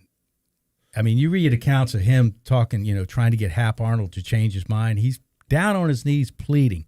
Later he writes, it's like being a pitcher in the World Series and you get pulled in the big game before things are really going to kick off. But Hap Arnold's not happy with him. Put in his place is Lieutenant General James Doolittle. He takes over on January 6, 1944. Now, we know that name. The Doolittle raid earlier in the war. Right. And what he does functionally for the groups flying over, instead of the fighters, the P-51, flying with the formations and providing cover, he breaks them off, and he wants them to attack the Luftwaffe, the German Air Force, rather than just flying with this formation of bombers there and back. He wants them to break off and aggressively go after the Luftwaffe, because what's the goal? Air supremacy for Operation Overlord. So that Jimmy Doolittle takes over, and it's, at a certain point, things aren't going well for Doolittle early on. And at one point, he has 2 bomber groups up in the air, or bomber divisions up in the air, and the weather's bad. He turns them back. And Hap Arnold gets wind of this, and he questions Doolittle's intestinal fortitude. Like, are you man enough to do this? You're talking to Jimmy Doolittle. Right. He flew to Japan, parachuted into China. Yeah. I mean, come on. But Hap Arnold comes over to England, and he's flying from one air base to the next with Jimmy Doolittle, and the weather's horrific. And it's a rocky plane ride. And they land, and Hap Arnold gets out and says, you might have had something there, In other words, I understand why you did it now. But sitting in Washington, you're looking at numbers, statistics, what you should be doing, the destruction and all this. But that really changes it. The P-51, how they're using the P-51, and the war starts to turn. The air war really starts to turn. The next big event we get into, and it's the last one I'll talk about before we get into the men, and one of these Gilbert Dennison actually flew during this period. It's called Big Week. It's when it actually starts on the night of the 19th of February. The RAF bombed. The 20th, the next day, the 20th, the Americans bombed. The next night, the RAF bombed. And they do this for a week. I think it's the 24th. Neither one of them bombs because of weather. But it's this week of continual bombing, trying to degrade the aircraft industry. The operation was called Operation Argument. And every day, like I said, except for this one day, they're flying and bombing targets in Germany to not only degrade their aircraft industry on the ground, they're trying to lure the Luftwaffe out for the P-51s to take them out, because the P-51 was a superior plane. Right. And here you have another famous guy flying these P-51s is, just slipped my mind, who's the Chuck Yeager. Oh, yeah. Cam will be happy from West Virginia. He is the first one to shoot down a German jet, the Me-262, which they were producing these jets. They get started late producing the jets because at first Hitler wants them to be bombers because he's intent on bombing England, right? Into oblivion. And that's what some of these. He's telling the people of Germany, the administration is telling the people of Germany that they're bombing New York. Oh, really? Yeah. Oh, they were trying to develop something to hit New York. But they don't produce them in numbers. The problem with the Luftwaffe also is they're producing a ton of planes. The figure keeps going up and up and up, but they're losing pilots, and the pilots they're sending into the air have no experience. They don't get the flight time like the Americans do in their training, so they're less experienced, and they're just getting eaten up. They're losing planes and pilots, and so June 6, 1944 comes along. The Americans have air supremacy over the beaches. And that's how all this ties France. into. Yeah. It's all connected. Yeah. You just got to get it. It takes a while to get there. You know what I'm saying? Sure. And Doug makes his point, or Lewis makes his point. To me, the more important point is that they took the war to Germany. The bombing of the 8th Air Force and Stalingrad were the two events of the war that taught the German people, this isn't going well at all. Everything they're telling us in the newspapers, everything they're telling us about how, we're dominating and Germany's going to expand into a 1,000-year empire, because Stalingrad was not acknowledged in the media, but the losses were so heavy. There's a funeral in every village, in every town. The caskets are coming back. Yeah. They're having burials, and people are like, what is this? And says, this is Stalingrad. The word's coming out. And they're like, and, it's that and the fact that this bombing, that they couldn't stop the bombing. Yeah. Now, but it was at immense sacrifice. The losses that these bomber crews had, I think, as we illustrated, as Lewis has had in his narrative, and the numbers. It's my read on history that there is no single branch of the military service in American history that has suffered the losses that the 8th Air Force bomber crews suffered, by terms of number of men involved and the number of those who won't come home. And you asked her, it's approximately 26,000 deaths in the 8th Air Force. Yeah. That's casualties, but that is dead. Now, we That's were talking. dead, That's right. more than the Marines. We were talking about the P-51s, and he mentioned Chuck Yeager. Lewis did. I'm pointing at people in TV land. Chuck Yeager would give a famous interview and says he was one of the first pilots to see the Messerschmitt 262, the jet engine. The P-51, he was flying a P-51G. That's the one with the bubble top. P-51G, 440 miles per hour, and it had a nitrous oxide booster. No. And the joke among the pilots, That must have been funny. is when they punched the nitrous oxide turbo, they didn't know how fast the plane was going because their head hit the seat too hard, and they couldn't focus on the speed dial. Really? And, well, I think It's like a Tesla. They're kidding a little bit more. But Yeager said the first time he saw an ME-262 is when he passed it. And what the Mustangs were was highly maneuverable. The ME-262 had a very long landing approach. They had to start their approach to the airfield from miles out to start slow the engine down and to approach. Otherwise, they'd blow off the other side of the runway. And the Mustangs figured it out. And so whenever the 262s were attacking the bombers, they would always send a handful. I don't want to say air group. It's Squadron? big. They would send not even a squadron, 4 or 5 Mustangs with veteran pilots to go treetop level and follow them to their airfield. And once they were on that line of approach, they tear them to shreds. They shot them to pieces. That's brilliant. And they're loaded with gasoline, so they just exploded. Yeah. And those pilots And- hardly had any time to train on these. And they just Right. cut, they cut them to shreds. So the big threat that they had to the bombers never materialized. The bigger threat were the rockets and the 20-millimeter cannon that they were mounting on the Messerschmitts. Oh, yeah. that and the flak. Because Well, the flak is a whole nother thing, yeah. right?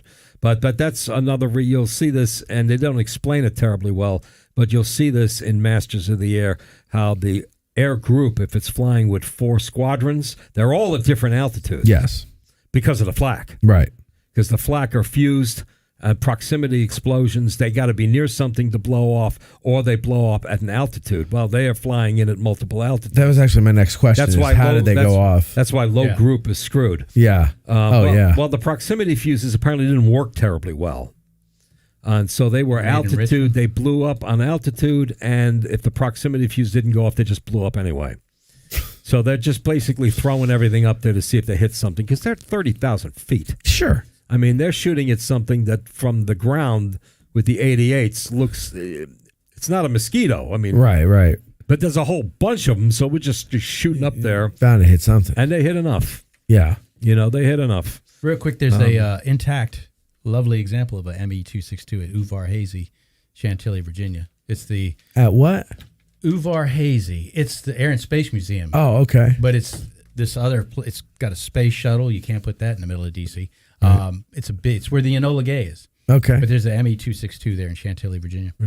Now, Part we of the were Air talking Space about Museum. Dorsch and the P-51, Yes. the original one, so I don't know. We couldn't find the picture, but there is my picture. Yeah, I think It's not very good. We think we have that one. It's not very, it's just should say No, we don't Dorsch have that photo. one. Okay. But even if you don't, now you can see. We have Dorsch grave and And you see how that Yeah, looks okay. like a Spitfire. yeah, it does. And look at the crosses. Yeah. Okay, so that's all the ones that they've hit. Dorsch Yeah. is the only one in the National Cemetery who is an ace. Really? We have half a dozen fighter pilots in the National Cemetery, but he was the only one who's certified ace. You shoot down 5 planes, and you become an ace. Wow. Dorsch shot down 7. Wow. And he was part of the 31st Fighter Group. Our theme today is the 8th Air Force. 31st Fighter Group was part of the 15th Air Force. They were also in the 8th at the very beginning, but they were repositioned near Naples Okay. and flew with the 51st. They are the heaviest. They have the greatest kill ratio of any fighter group in the Second World War. There's this plaque is on the Hall of Fame at the Air Force Academy. Let me get the glare off. Yeah. That's Go to the go to camera 1, Eric. That's the plaque that's in the Air Force Museum at the Air Force Academy in Colorado, showing the P-51B and the P-51G, the 2 types, and the 3 fighter squadrons. And as I recall it, between the 3 of them, they had, doesn't it say on there how many air kills they had? Let's see. No, I don't see it. No, I don't see how many kills. 570. Okay. Number one. Oh yeah, 570.5 victories in Uh-huh. aerial combat and So stuff. that's each squadron is about 25 planes, so that's 75 planes. Count for 370 shoot downs. Jeez. These were the hot rods, and as Lewis has already explained, that these were the difference makers because of that fuel tank, and the speed and maneuverability of the aircraft. They could just fight with anything that the Germans put up. And then when Doolittle arrived, he scratched the escort and sent them out in front. He said, "Let's get them before they reach the bombers." I think they still had some escort friends, and that's what the pilots called them. They called them their little friends, and they would engage the fighter planes. When they got near the bomb group, Doolittle figured, no, let's throw them out in the air ahead. Sure, yeah. Because we know they're coming from the front. They always come from the front. And, and the reason the B-17s, we were saying, is fly so wingtip to each other, so close, is the idea that if a plane's coming in and one of them calls out 3 o'clock high, they all shoot in the same direction, even if they can't see it. Okay. And the ball turret gunner, if he hears high, he doesn't shoot because he's going to shoot another 4. So that would be a call to the top turret gunners, who's also is the navigator or the radio. It's usually another officer jumps into the top turret. Right. And so they all start shooting at what one guy saw. And hopefully they'll see him soon. But that was the theory, is you all shoot in that direction, and whatever you do, don't shoot at the plane that's next to you. Another reason why they're so close.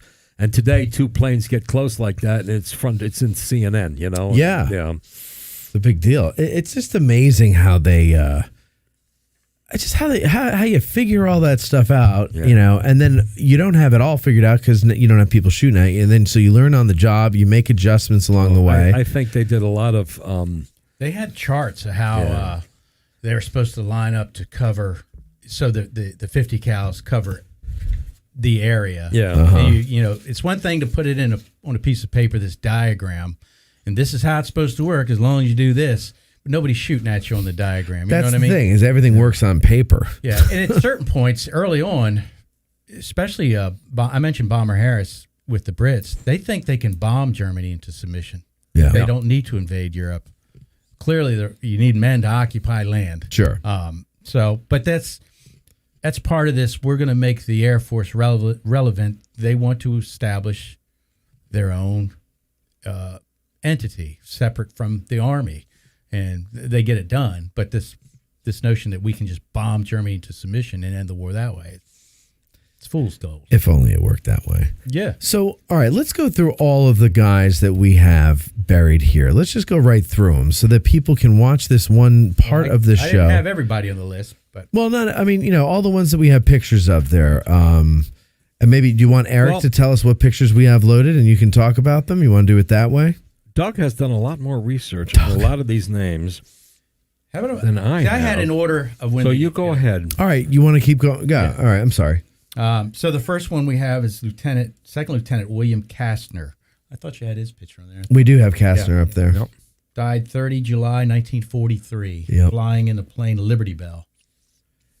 And there's his grave. Yep, July 30th. You see there. 379 He's flying bomb group. mission number 80 to a place called Kassel, Germany, and the target is some aircraft factories. He's flying with the 379th Bomb Group. He was born the day after my grandfather. Yeah. Yeah. Same year. He's part of a group. The first element had 119 B-17. 6 failed to return, obviously including his, and 6 were damaged beyond repair. The second element flying with this bomb group had 67 B-17s. 6 of them failed to return. He was from Buggertston, See, that's Pennsylvania. again. I'll add to that. That's 1943. 43 to 44 was the big difference. Maybe. Okay. Yeah. 43, they were just getting cut up there. And that's most of what Masters of the Air, I believe, is going to be about. Okay. Although they have teased one of the things that the script writer, whose name I don't remember, in an interview, he acknowledged that it's something he took from Miller. He added more about the arrival of the Mustangs. Miller concentrates on the A4th, on the heavies. He incorporates some of the other fighter groups, including the Red Tails, the Black Squadrons, which would escort the bombers. So that's part of Masters of the Air TV that really wasn't in the book that much. Okay. I mean, there's been a lot written about, and there's a whole separate movies about the Red Tails. There's one movie called Red Tails, which I'm afraid I can't recommend. But and Tuskegee Airmen. And other things. So they're not uncovered. They have been covered, but they are going to be incorporated into the later episodes of Masters of the Air, which is not in Donald Miller's book. I'm going to show my ignorance here and ask you, does the 8th Air Force have anything to do with D-Day at all? They bomb on D-Day. They do. Yeah. Okay. So they're still in the game by that point. And they're in the game till the end of the war. Well, I mean, in the game in that area. Yeah. And later on, they engage in some tactical support. Tactical is you're bombing for the troops on the ground rather than strategic. Right. You're bombing places in Germany to try to end the war effort on their part. It doesn't go well. You have friendly fire. General Leslie McNair, Fort McNair, gets killed from friendly fire from above. It's just hard at a certain altitude to hit spots out in front of troops. With the we talked about the weather and stuff. So the 8th Air Force, the heavy bombers are more equipped for strategic bombing rather than the tactical. That would be the B-26s and the smaller 2-engine planes, rather than these big 4-engine heavy bombers. We talked about this earlier, and Lewis mentioned the pickle jar, and it's a bit of actually a large misnomer. And the Americans were doing daylight bombing at 30,000 feet, and trying to hit targets that there are factories and areas. But the fact is, the bombs kind of went all over the place. Sure. And a great example on the other side. In the Pacific, I believe it's 6, possibly more B-17s, located the Japanese attack fleet that was heading for Midway. And they went after the aircraft carriers. and the B-17s dropped their bombs on aircraft carriers. And unfortunately, none of the Japanese aircraft carriers had a pickle jar on the deck, and they all missed the aircraft carriers. So, But that's got to be near impossible. To give context, I don't know. Are they at 30,000 feet when they're trying? No, to get they these were much aircraft? lower. They were lower. Yeah, they usually bombed, I think, between 18 and 24,000. And to give context, they would Mount come Everest, down. Right, Yeah, they yeah. would come Mount down. Everest is 29,000 feet. Right. Okay. Just to Well, it's interesting you say that because just last summer I climbed it. with or without oxygen. Oh, without. Oh. Listen, these are lungs of steel. Yeah. Yeah, well, they avoided wonder you got a cold. they avoided Mount Everest when they were flying their bombing missions. Yeah. All right, real quick. I'll chime in on that real quick. What's that? What? Said something, and I'll chime in on there real quick. Go ahead. Is with that Norden bomb site, at that point in time, the bombardier had complete control of the Well, plane. Yeah, flying in a straight line. So Norden Pilots would Thompson. actually sometimes pilots would freak out and actually fight the controls. But once they went into the bombing run, the Norden bomb site, you see the bombardier in the show. Yep. Down and look into the site. Yep. He's looking through his sight and through his knobs and his adjustments. He is flying the plane for those last few minutes. So I'm glad you brought that up because I was just about to ask that and I was like, nah, let's not go in this direction. Let's move this along. But now that you brought it up, explain how that works. So because they say bomber, the plane is now yours. In the show, Yeah. they'll say the Norden bomb, and the Masters of the Air narrator, who's Cosby, I think, says the Norden bomb site was second only to the Manhattan Project, is the greatest secret. Yep. The Norden And they bomb have to destroy site, it. Like when they're bailing out, they got to destroy it. Supposed to, yeah. German bomb sites, traditional American bomb sites, the Mitchell bomb site on the B-25 Mitchell bombers that hit Tokyo in the Doolittle raid, were basically telescope aiming, like the scope that would be on top of a rifle. Right. Now they're corrected for airspeed, so the bombardier is looking at airspeed. He can even calculate wind if they can get a measure on it. I mean, they're flying and creating their own wind. Right. So he's not looking straight down. He's looking forward at an angle, calculating airspeed, bombs away when the gun sight hits the target. The Norden bomb sight had a prism device that enabled two gun sights to bilaterally aim at the same point. Much more accurate. And the bomb sight included aircraft controls. So as they did their IP, their initiation point, and they began their bomb run, as they approached the target, the pilot would say, it's your plane. And the bombardier is flying the plane looking through the gun sight. Yeah. So he can aim the crosshairs at his target, and then he hits bombs away. But you're so vulnerable. You're flying At that point, you're flying. That's when you're highly vulnerable. Well, right, because the pilot who has a better, at least 180 degree, I guess, view of everything, he can see what's coming, what's not. Plus You're looking straight down at the ground. The lead pilot, and that's why they have to be so skilled. When the fighters and the flak is shooting, they're moving. Yeah. I mean, they are moving to the left, they're moving to the right, they're going up and down. As long as they don't hit another squadron, the theory is these 12 planes are all flying on the lead pilot. And if he's going to make a sharp right turn, they're all making the right turn. Like birds. Until they hit what they call in the show the IP, which they never say, the initiation point. Thank you. That's when they're beginning their bomb run. Now they're on a straight line, usually descending. So the problem with the bombardier, good news, we're on a straight line. Bad news, descending increases the airspeed. So the planes are now accelerating.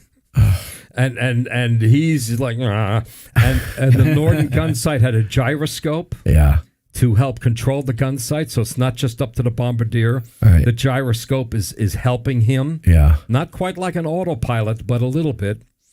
And he also has on the sides of the gun sight the plane controls.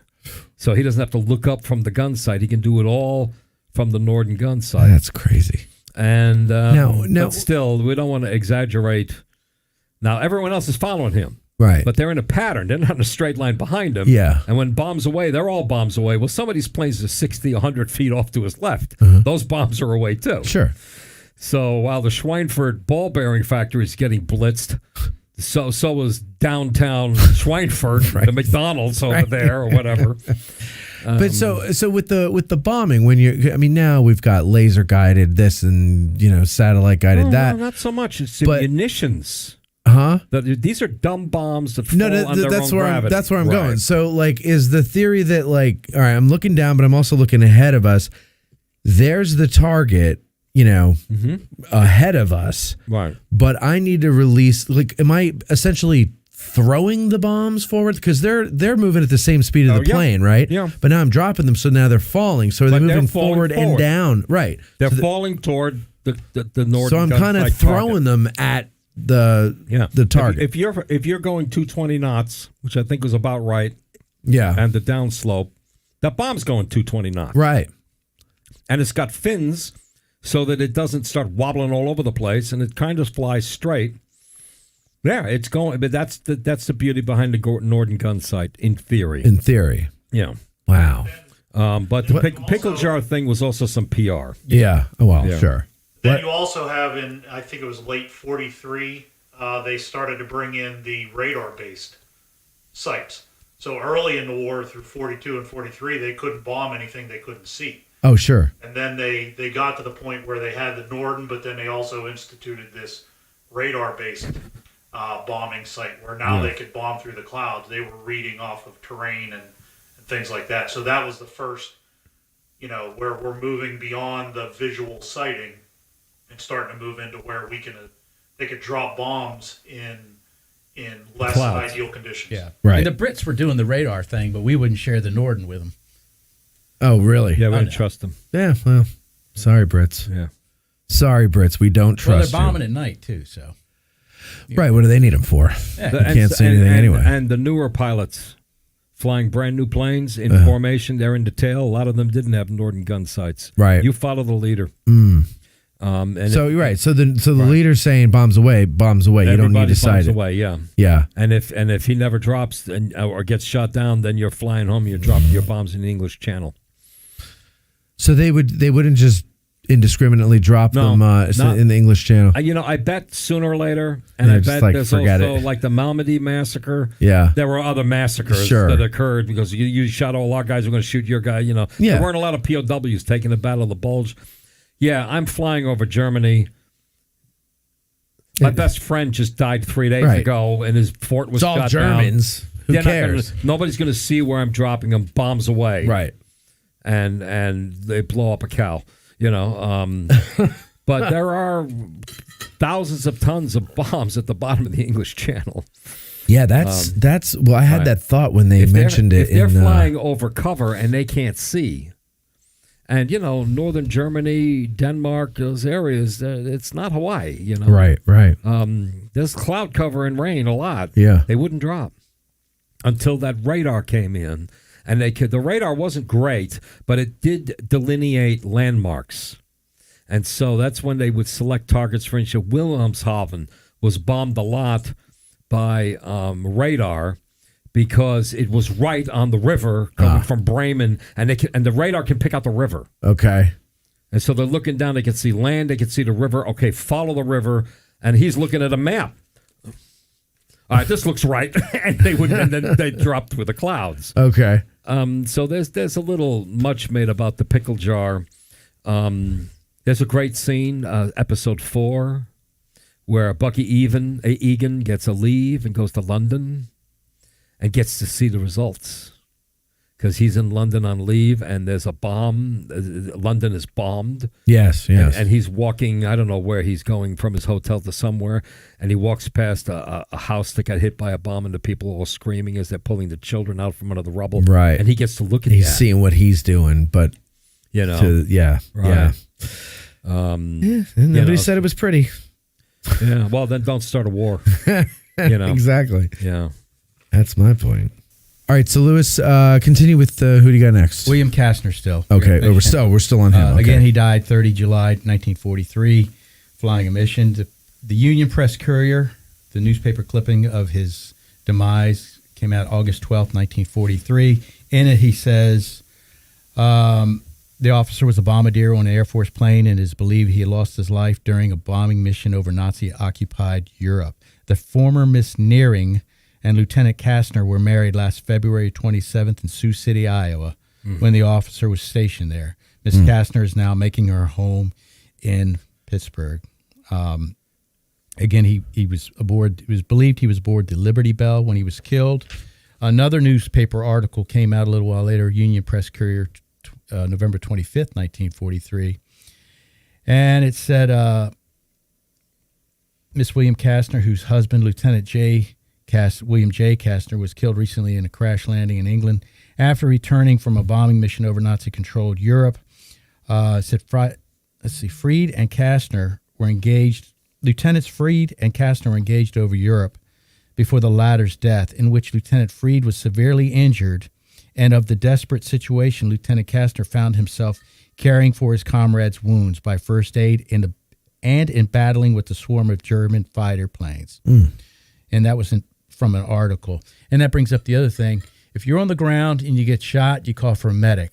You're in the air, you get shot, and people do get shot aboard these planes. Sure. Your buddy is all you got. There is no medic to medevac you with you. It's freezing cold. They get morphine up there, but it's just a different situation in the air. I would imagine too, with all that equipment on, the clothing and stuff. It's and hard if you're at altitude, you can't take it all off because you're going to get frostbite, right? Or the victim's going to get frostbite, right? So it's a tenuous situation, and you hope for the best. And the fellow crew members, as long as they were able to, cared for the wounded as best they could, but they got rudimentary training in first aid like we all had when we joined. Like I said, they do have morphine aboard to help them feel more comfortable till they get down. But what do you do to stop the bleeding? Yeah, you don't do a whole lot. Yeah. It's a horrible situation. All right. So next we have Staff Sergeant Joseph Cook, died on 13 November 1943. He was flying in a mission to bomb the port area of Bremen, Germany. He was part of the 95th Bomb Group. Mm-hmm. He was flying in Lonesome Polecat 2, and he was killed in action as part of that mission. Oh, let's see. It says 60 aircraft of this element were effective on the port area. It was 154 total B-17s that were flying in the 1st Bomb Division, which he was a part. 3 aircraft failed to return. 1 aircraft crashed on takeoff and was destroyed, and all 10 crew returned to duty, so that luckily they survived. And there's just another, I won't go through it. Wilkes-Barre Times Leader, 24th November 1943, had his death announcement. It said, soldier hero, holder of 4 decorations for his feats, one of them awarded posthumously, was Staff Sergeant Joseph Cook, 22, son of Mr. and Mrs. A.W. Cook, formerly of Walnut Street, Georgianstown, now residing in 4813 Carlisle Street, Philadelphia. He lost his life, the War Department message to his family, on Saturday, November 13th. He's participating in one of the precision bombing raids with which the United States Air Force is crippling Germany's war production by destroying her industrial plants. And it goes on, lists his awards and such like that. But this is what the families and people back home are reading in these papers when the formal announcement comes. There was a time when I was doing my tours that I'd identify Sergeant Cook as the most highly decorated man in the National Cemetery. Okay. Why do you say there was a time? Because he was awarded 4 air medals and the Distinguished Flying Cross. Mm-hmm. The first award of the Distinguished Flying Cross was to Charles Lindbergh. Navy Cross is the highest award that can be awarded to a Navy or Marine for valor in action, short of the Medal of Honor. Right. Distinguished Service Cross, which Major Dick Winters was awarded, is the highest award that Army can receive, short of the Medal of Honor. Mm-hmm. I thought the Distinguished Flying Cross was at the same level. And I, through the Army historian, got Cook's battle report and saw the amount of medals that were being awarded to that squadron at the time that Cook, and I saw there was 1 Silver Star and 15 Distinguished Flying Crosses being awarded to the squadron. And I realized then and learned from a fellow guide who's the holder of the Distinguished Flying Cross that no, in the Air Force, it's not the same as the Navy Cross and the Distinguished Service Cross in the Army. You would think it was because it's called a cross. Right. And only then did I learn that this young cook, 22 years old, don't want to take anything away from him, but Distinguished Flying Cross is below the Silver Star and not at the same level of the Navy Cross. Okay. Even though it's called a cross. Because, welcome to military history. Right. But that's why you say there was a time where you said that because that's no longer I true. thought until I got the full report and that's, our tours are full of mistakes. Well, I mean, that's the whole point is we learn from our mistakes, right? And not everybody just telling knows Eric, everything. I love doing these things, but inevitably I'll drive home today and I screwed that up. Yeah. Sure. And I take a bunch of notes, and when I'm writing the notes, they're very coherent at home. Yeah, I have and then these when clear you're on a thoughts. show like this, And I get here, and people start calling me Doug out of the blue. I get confused, and I muddle things, and it bugs. Yeah. But I keep showing back. I told you in an earlier show how I one of the commanders of a howitzer section at Gettysburg who advanced Southern howitzers to fire on the Cemetery Ridge line, and I identified him as Lieutenant Steve McQueen. Yes. So you made a mistake. And never got that one. That was on a tour, and it was on a DVD that PCN had. Oh, I feel much better. Right. Somebody like you's making mistakes. And I'm doing all right. I didn't catch the error till I got home and saw the DVD and watched it. It says, and Lieutenant Steve McQueen. I'm like, oh, his name is William McQueen. And I'm like, you're going to get that back. You're going to catch that right now. As a guide, when you see these guys that you know are superior than yourself make mistakes, I feel so good. You do feel better. I feel better, yeah. Yeah. So, To know that even they make mistakes. Yeah. We are. Yeah.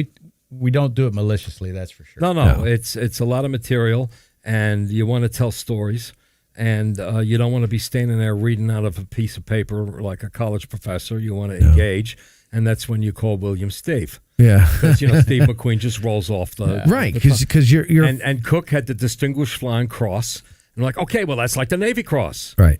No. You assumed it was, yeah. Distinguished Flying Cross is of a lower grade. Well, not to take anything from James Cook, who in the battle report was also identified as John Cook, which made life... even they made a mistake. Yeah. Right. But his plane was the Lonesome Polecat. I like that name. And one of the things that points out, Lewis touched on this, and you see this in the show, Masters of the Air. Yeah, these planes, the Flying Fortress, is not made out of iron. It's better than paper, but not much. Hey, they look like beer cans. They got to be light enough to lift off of all these bombs. Right. Yeah. Not only does a bullet go through it, it goes out the other side and hits the next plane. Yeah. I would not want to be. There's no insulation on these things. There is no protection. No.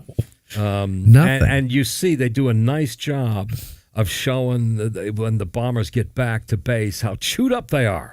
Half the wing is missing. There's holes in the side. That's what's amazing to me is like there was one shot where it's like a big chunk of the wing is taken out, and I'm like, how did that thing make it to the ground? But apparently, Donald Miller in one of his chapters talks about the ground crews and that they had enough sheet metal in their repair hangar. They tried to fix the planes out on the flight line, but if it was bad enough, they rolled it into a hangar because they're taking everything, because they're working all night and they want to work if it starts raining, because it's England and it starts raining every 10 minutes. Right. They had enough sheet metal to build another B-17 from scratch, because they're, and they have guys, that's their job. That's their training, is they're sheet metal workers. Right. Their job is to basically literally patch the plane back up.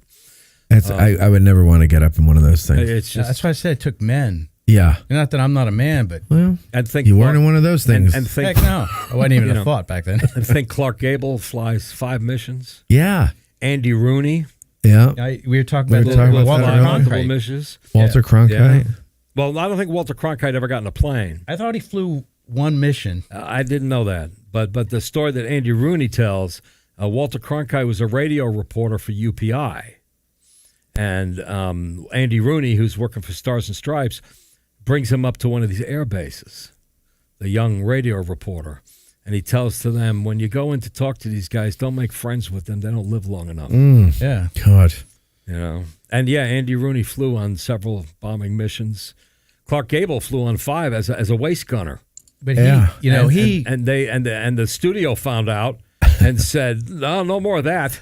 and they grounded him, but none of them compare with Jimmy Stewart. Doug talked about him earlier. Something people got to recognize the timeline. Jimmy Stewart has already won the Oscar for Best Actor. He's a famous guy. Right. And, and to put it all aside, like Ted Williams and other guys, just put it all aside and join. And Andy Rooney tells a story about him is that he wouldn't let the reporters on the base. Mm-hmm. That they want to come do about Jimmy Stewart, Mr. Smith goes to Washington. Now Mr. Smith goes to East Anglia. Yeah. And it wasn't Andy Rooney, but it was one of his colleagues went up to him and said, Colonel Stewart, the reporters come on the base to do stories about these kids. And we line them up, and we take their picture, and we send it back to the hometown newspaper with all their names. Yeah. And the family gets to see the picture in the local newspaper, and there's Johnny standing next to the other 9 guys in his crew. Yeah. That's why those crew photos were taken. All those crew photos we found online, they were all taken for publicity to send home to the folks at home. And he said, accept the squadrons and the flyers in your base because you don't let that press on the base. And he felt awful. Yeah. Sure. And he signed himself a weekend pass to London for 3 or 4 days, got off the base so the reporters could come on and the photographers and interview his crews and take pictures. Well, see, there you go. All he needed to know was what good guy, man. Good guy. He's my favorite actor by far and away. Great. I think he's the quintessential American actor. But you can see how it all changed him. And while he's over there, he's a commander, trying to get these men through this. So he flies 20 missions. When he comes back, his first movie is It's a Wonderful Life. Yeah. And they talk about him suffering PTSD during it's a struggle. And he does a couple biopic picks, the Stratton story and the Glenn Miller story. And the only other lighthearted movie he does is Harvey. Yeah. That's right, yeah. That's when he does the Anthony Mann Westerns, where he's not the 6-shooter on the old time radio program that he did, but they are hard. That's a different Jimmy Stewart. Yep. It changed him. Sure. And I think it changed. George Stevens is the director, but he's on the ground following the army across Europe.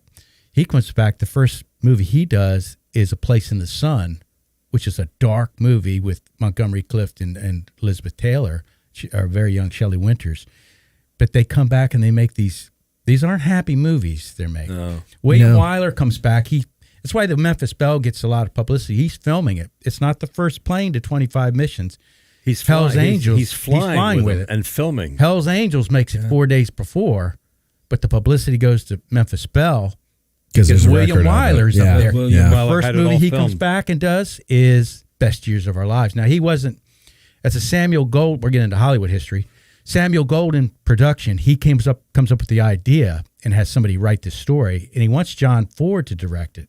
John, who also was out filming. Have you ever seen Five Came Back? Yeah. I've read the book. Yeah. Okay. So Ford turns it down. They give it to William Wyler. One of the central figures in that is the Dana Andrews character, who's a former bombardier up there, and he goes at the end of the plane. It tells about this. It wins the Oscar in 1946 in lieu of It's a Wonderful Life. But it shows these men coming back, and that's a struggle. And he knew what it was like because he'd been over there. And that fighter, that bombardier played by Dana Andrews, goes to the old graveyard. Yeah, that's one of the best shot scenes to me in any movie, where they show that the music on each engine that's missing, and then they show him in this behind this plexiglass. It's all scratched, and you can barely see him, and he's in there sweating because he's reliving what he went through. Yeah. And at that point, he comes down, and the guy says, "You're one of those fancy flyer boys up in the air that got all the headlines." And he says, "Look, chum, I just want a job. Do you have one?" Because that guy on the ground doesn't know. He just thinks he's a fancy flyer boy. If those of you at home who haven't seen Five Came Back, you must see it. It's on Netflix. I read the book. It's well, I don't have time to read books, so I have to watch documentaries or films. But yeah, John Ford, William Wyler, John Huston, Frank Capra, and George Stevens. these guys came back and they directed so many movies that the people we grew up watching, Steven Spielberg, Francis Ford Coppola, Lawrence Kasdan, all these guys, that they emulated. Yeah. And I have to believe that their experience shooting World War II shaped the way they shot film, not only visually, but also, like you're pointing out, the subject matter and the tone. And they had to be delicate. Yeah. They had to, the Hollywood movies, Frank Capra comes back and starts his own company. Yeah. I think it was called Liberty Films. I'm not positive. Don't hold me on that. But he starts his own company to make It's a Wonderful Life because none of the studios would touch it. Right. And the movie was a bomb. Yeah. It only became a Christmas classic over the decades. Yeah, because the networks needed something to put on. They didn't like that. No. They didn't want to do, even though the movie makes no reference whatever to the war, it's a very strong reference to PTSD. Yes. But it's so different from the pre-war Capra movies that are fairly lighthearted. rom-coms and all that sort of silly thing. Back to Best Years of Our Lives, the original script the Harold Russell character doesn't have any arms. They were blew off. In reality, they were blown off in a training accident. They wanted that character to have some sort of brain damage, head trauma. But Sam Goldwyn said, we can't film that. You got to change this part of the script. And so that's how Harold Russell plus having is on there. two hands missing, isn't that enough? You have to. You know what? So he's the only actor to win the Oscar for two Oscars for the same role. He gets a special Oscar because he's a handicapped fellow playing this role. So he gets 2 Oscars for that role. But the scene in that movie where he's in the room and his dad comes in and helps him off with the arms, and he's struggling with his girlfriend. I think her name's Wilma. Finally, she comes over to see him, and he says, "You don't know what it's like. When I take these arms off, I'm stuck here." And they can't shut his door. If that door shuts and there's a fire and Wilbur's there, because he can't grab the knob. He can't put his little clamps on, prosthetics. And that is those 2 scenes are so powerful. Yeah. And I have to think it's tied to what William Wyler did flying with the 8th Air Force. Yeah. I mean, I don't know how you could, experience with those guys, the filmmakers we're talking about, experience in that war, and not come back affected and have it not affect your work, in any way. I mean, George Stevens used to direct screwball comedies. Yeah. After the war, he did. No. How could you? Yeah, that's what I'm saying. How could you? Mel Brooks, though. Mel Brooks was in the war. He's insane. In a good way. In a good way. But he was in the war, and he used to sing across the no man's land to the Germans. He would sing songs to the Germans. Well, there's Brian Keith from Family Affair. Yeah, was a vet. He did comedy and stuff. So some did come back and do comedy. I think you have some people have to. You have to laugh at things, and other people can't. And they do dark films or whatever the case may be. They just get darker. As we go on to Cinema Tangent. Yes. Under even heavier studio censorship with the Japanese. Sure. And Japanese film, which was under strict American control as to what was tolerable. And no one was going to tolerate a Japanese filmmaker making a movie about Hiroshima. No. And about the effects of radiation. Yeah. So in 1954, Tojo Studios produces Godzilla. Is that true? The great metaphor on radiation. Amazing, and Americans love that movie. Oh yeah, great. They're all great. Yeah. I've never seen one of them. Oh well, you haven't seen your one. loss. I haven't seen. Well, history shows again and again how nature points out the folly of man. Yeah. Godzilla. Is that from Godzilla? That's from Blue Oyster Cult. Blue Oyster Cult. Ah, not Godzilla. What song is? Oh, Godzilla. Yeah. Let's get on with these men. All right, please, I'm tired. Okay. All right. So let's continue. 2 more Who men else we got here. We've got where's my sheet? Got all these. Tech Sergeant Arthur Stiles. By the way, I'm sorry. Wait, hold on. I'm sorry. Walter Cronkite. I want to follow up on that because he was one of 8 journalists selected by the United States Army Air Force to fly bombing raids over Germany in a Boeing B-17 Flying Fortress all right. as part of a group called the Writing 69th. and during a mission fired a machine gun at a German fighter. Yeah, I thought he'd been up. He also landed in a glider with the 101st Airborne Division in Operation Market Garden and covered the Battle of the Bulge. After the war, he covered the Nuremberg trials, et cetera, et cetera. That's the way it is. Yeah.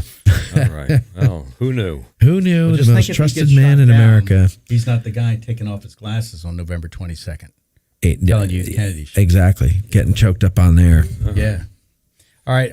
Tech Sergeant Arthur Stiles is killed 5 December 1943. Flight Officer Thomas Baum dies 5 December 1943. They're on the same mission, but they go to different targets. We'll start with Stiles. Stiles is flying in a plane called Old Basser, I know we have the bomb picture. 388th Bomb Group. Their target is a German air depot in Bordeaux, France. There's 236 B-17s take off for this mission. 8 failed to return. Only 1 B-17 was able to bomb the target because of weather. Now, in the printout I have, his announcement was in the Altoona Tribune from Pennsylvania, Monday, January 10th, 1944. There's a bridge named after him. Tech Sergeant Arthur K. Stiles Memorial Bridge, somewhere in Pennsylvania. It talks about his life, his achievements, and I found all this online on some Pennsylvania government site that there's a bridge somewhere, and it's the bridge identified as Bridge Key 11523 on the portion of Pennsylvania Route 729 over Muddy Run on the border of Bacara Township and Gullich Township, Clearfield County. Is it designated the Technical Sergeant Arthur K. Stiles Memorial Bridge. Oh, very We'll nice. have to drive up there and Yeah. drive over. So there you go. And like I said, on that same mission, only one bomber hit this air depot in Bordeaux, France. So the rest of the planes were diverted to a secondary target, and that's when Flight Officer Thomas Baum is killed. Do you have his There he picture is, up there? right up there. We have his grave. I've got a picture here you can show in a minute. I don't know. Do we have his picture or just his grave? It says Just- Bomb Thomas. Okay. B-A-U-M. He's part of the 389th Bomb Group. He's actually flying in a B-24. So 92 B-24s take off to bomb the thing. They're directed to a target of opportunity, that's Saint-Nazaire in France, and one bomber failed to return. That, of course, is the plane that Flight Officer Thomas Baum is on. It says he was born in Phoenixville, Pennsylvania. He was known as a gridiron star, as well as an all-around sportsman. During his high school years, his family moved to Crescent, Pennsylvania, and he graduated from Crescent High School. He returned to the Phoenixville area after graduation to study drafting at a school in Pottstown. He enlisted in the Army Air Forces in December 1941. He received his wings in February of 43.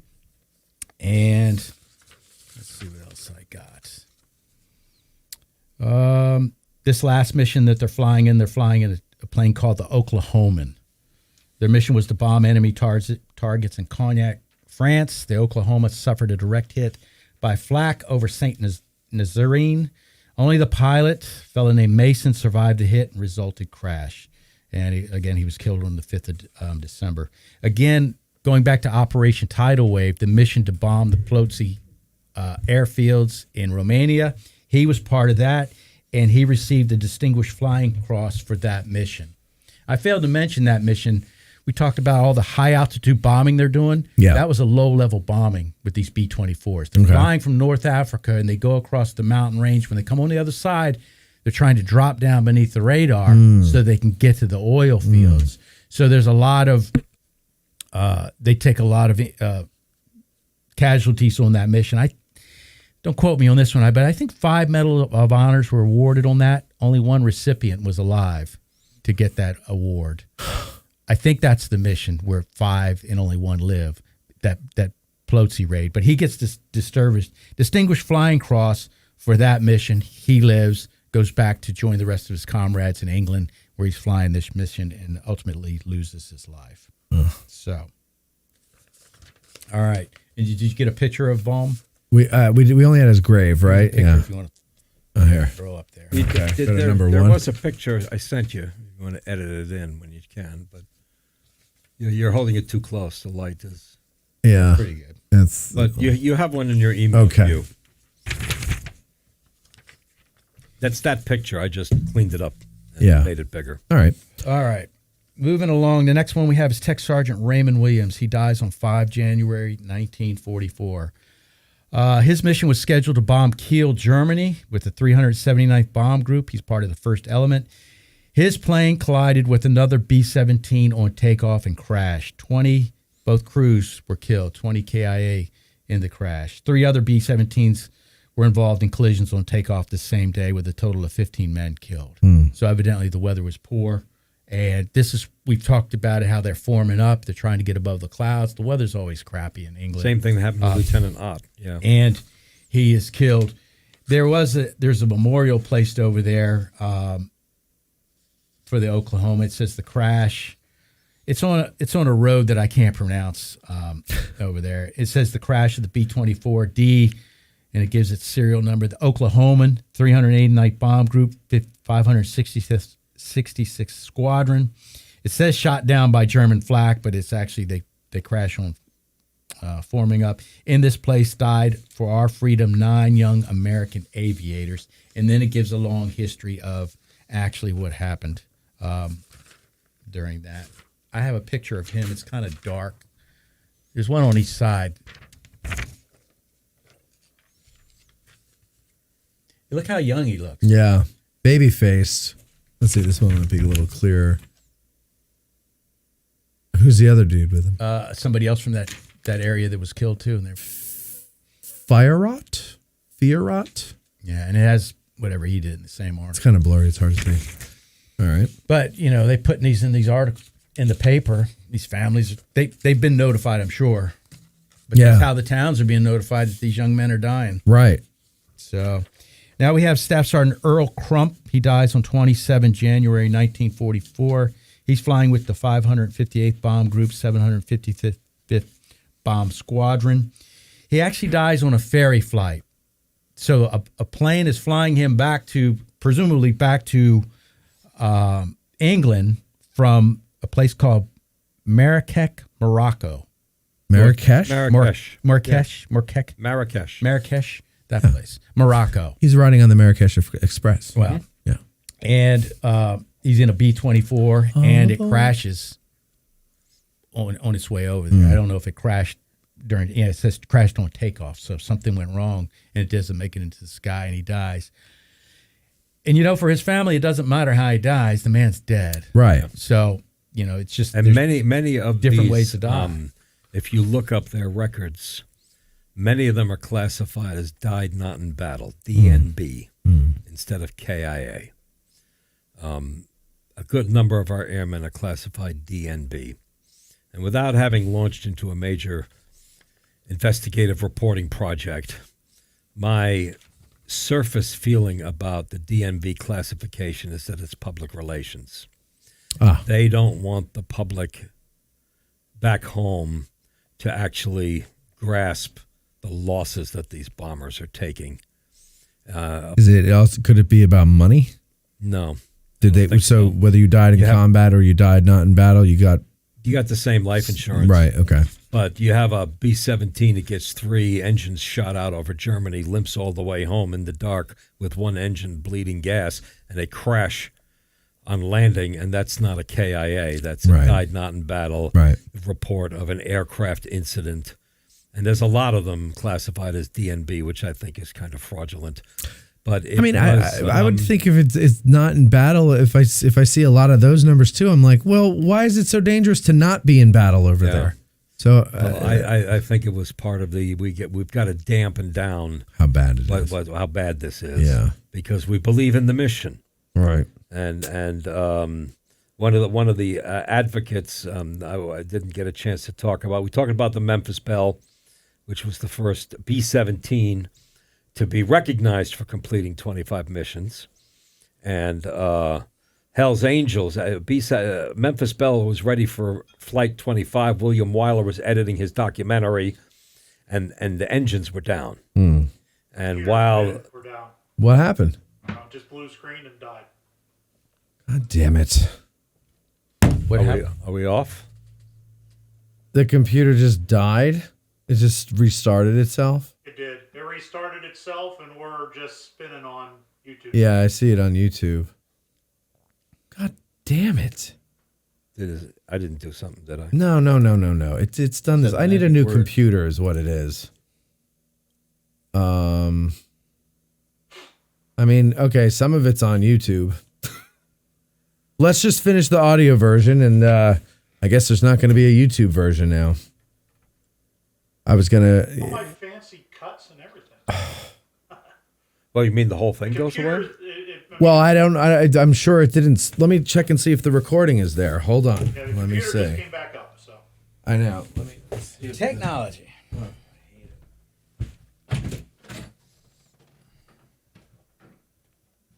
All right, let's just finish the audio version, and I guess that's all they're going to get. Oh, well. Till I can get enough money to get another goddamn computer. Did it short out or something? Or just... I don't know. It's just old, and I think it's overtaxed. It's just too much stuff going into it, and I need a new one. 3 years, they become obsolete, So it's just that thing. All right, let me just... That was me cursing. All right, let's... Wherever you left off, Doug. All right. To finish up on Earl Crump, it says in his announcement in the hometown paper, Altoona Tribune, 3rd of February, 1944, Sergeant Crump has been in the service for over 3 years. He was 26 years of age, and in joining the Army, he was assigned to the Air Force or Air Service. He received his basic training in Keesler Field, Mississippi, which I know where that's at, and was graduated from Airplane Mechanics School February 26, 1942. He is survived by his parents and 4 sisters. So that's Sergeant Crump. Now we have somebody you did have a picture of, but no longer. Staff Sergeant Gilbert Dennison. He dies on 21 February 1944. Big Week starts the 20th. So this is day 2 of what we call Big Week. Okay. It's big coordinated bombing with the RAF at night, precision bombing during the day, and again, they're trying to knock out airfields. Dennison's flying with the 351st Bomb Group, 508th Bomb Squadron, part of a mission with 861 heavy bombers. He's with the 1st Bomb Division. Think of that, 861, filling the That's not even, sky. I can't even imagine. Yeah, I know. I can't imagine what that must look like. That's 8,500-pound bombs. And you know what else I'm wondering too is the people on the ground while this is all flying up overhead, and you've got fighter pilots or fighter planes in there amongst the bombers, flak ahead of that, and then the bombers bullets flying all over the place. You're getting hit. There's chunks of shit. There's shrapnel. Everything. What the hell's raining down on the ground? Like what? That must have been the bombs. Terrifying. Yeah, except that those are mosquitoes up there. Uh-huh. They can barely see what's going on. It's miles above the earth. No, but they got everything has to land. Well, yeah, but it's going to go in 20 different directions. Right, that's what I'm saying. Like the one thing that's going in the same place where you are is the bombs. The bombs. Yeah. Ugh. So he's part of the 1st Bomb Division. 336 B-17s in this one division. 9 B-17s failed to return. Says the target assigned was Gütersloh, Germany, but bad weather forced the planes to bomb elsewhere. The airfield at Akmer was picked as a target of opportunity. 16 planes were assigned to the lead box led by Colonel Cobb. Over the target, 15 to 25 enemy fighters were encountered, including several twin-engine planes. Most of these did not make vigorous attacks, but considerable accurate flak was encountered.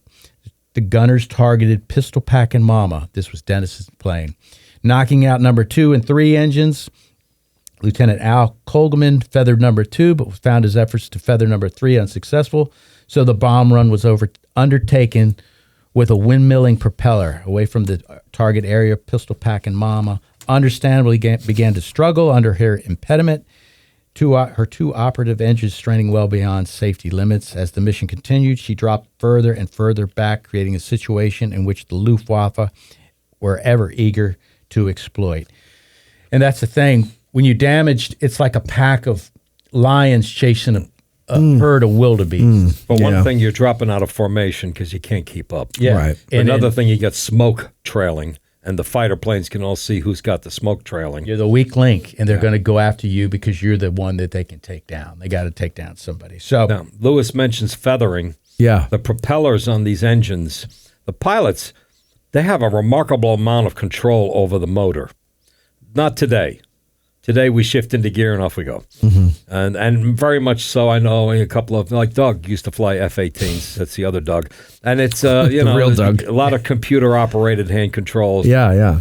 These guys are controlling the airflow, the oil flow, the oil pressure, and the angle of the blades. So And when they feather, that means an engine has gone out and they turn the blades so that they're like feathering a paddle when you're canoeing or a kayak, so that it's not cutting. It's cutting through the air. it's so I'm looking at I Googled it just now They'll because turn the blades so that it's when the thing is damaged enough in the cowling or in the housing that they lost control of the blades.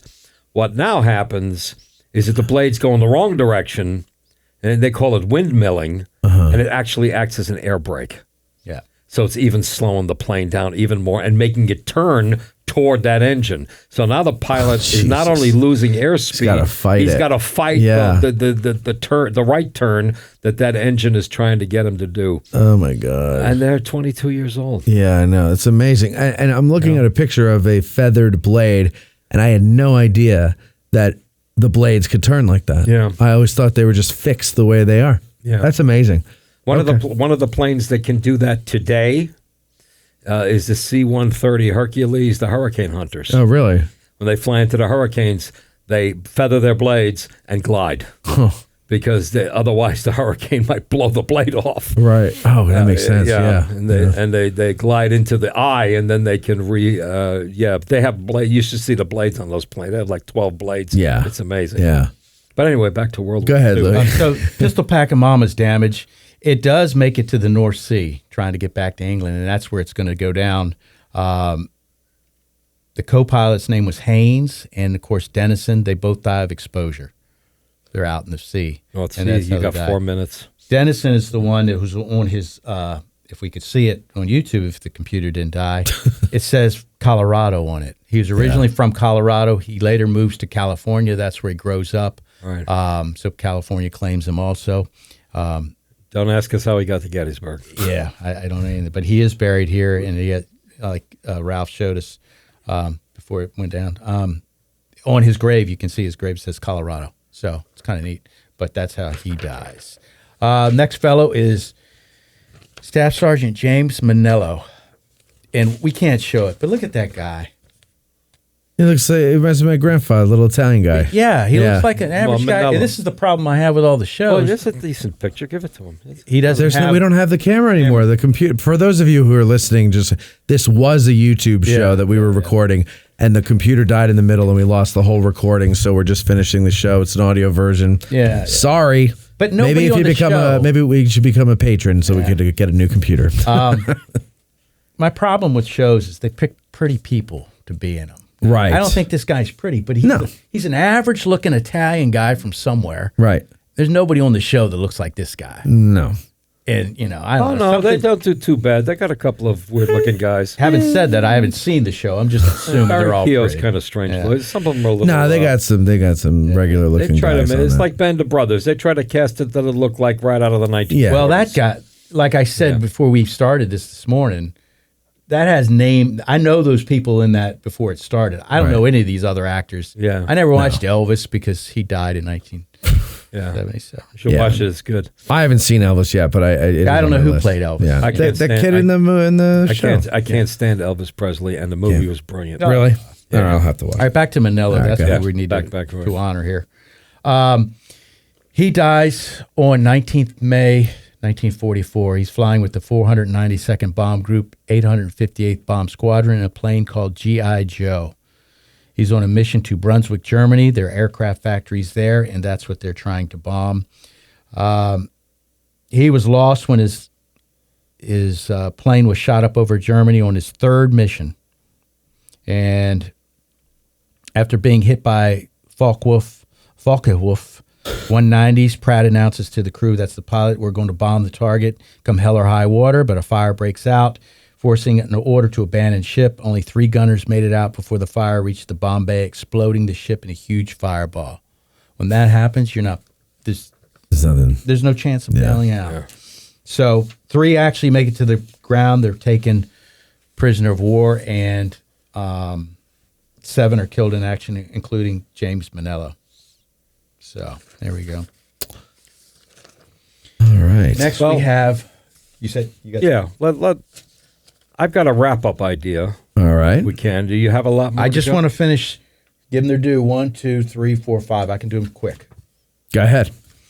We've got Second Lieutenant Charles Kennedy Jr. died 30 November 1944. He was a Michigan football player, and he was the first Michigan letterman to have been killed in World War II. He was with the 94th Bomb Group, 332nd Bomb Squadron. He was in a B-17, and he had suffered his plane suffered a mid-air collision on assembly with another plane, and they crashed. 9 of these men were killed in action.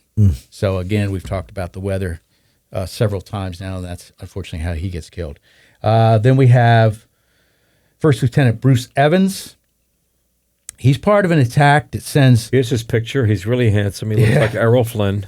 Yep. He is on a mission that sends 1,383 heavy bombers to attack oil targets in Germany. Because of the weather, secondary targets were hit instead of the main ones. He crash lands upon returning from the mission. He was with the 486 Bomb Group, 332nd Bomb Squadron, and he crash landed over England while returning from the mission, and he died when the plane goes down. So a little more detail. Numbers. A little more detail on Evans. 22 years old. He is the prototypical B-17 bomber pilot. I used to think for years he was the only B-17 pilot we had. I since found there's one other, Alex Filipovich, 22 years old, was also a B-17 bomber pilot. But most of our co-pilots, flight officers, Bruce Evans, 22 years old. He's killed in February. In March, his daughter was born. Oh. Her name is Karen Siegel. She's a retired pediatrician in Ohio.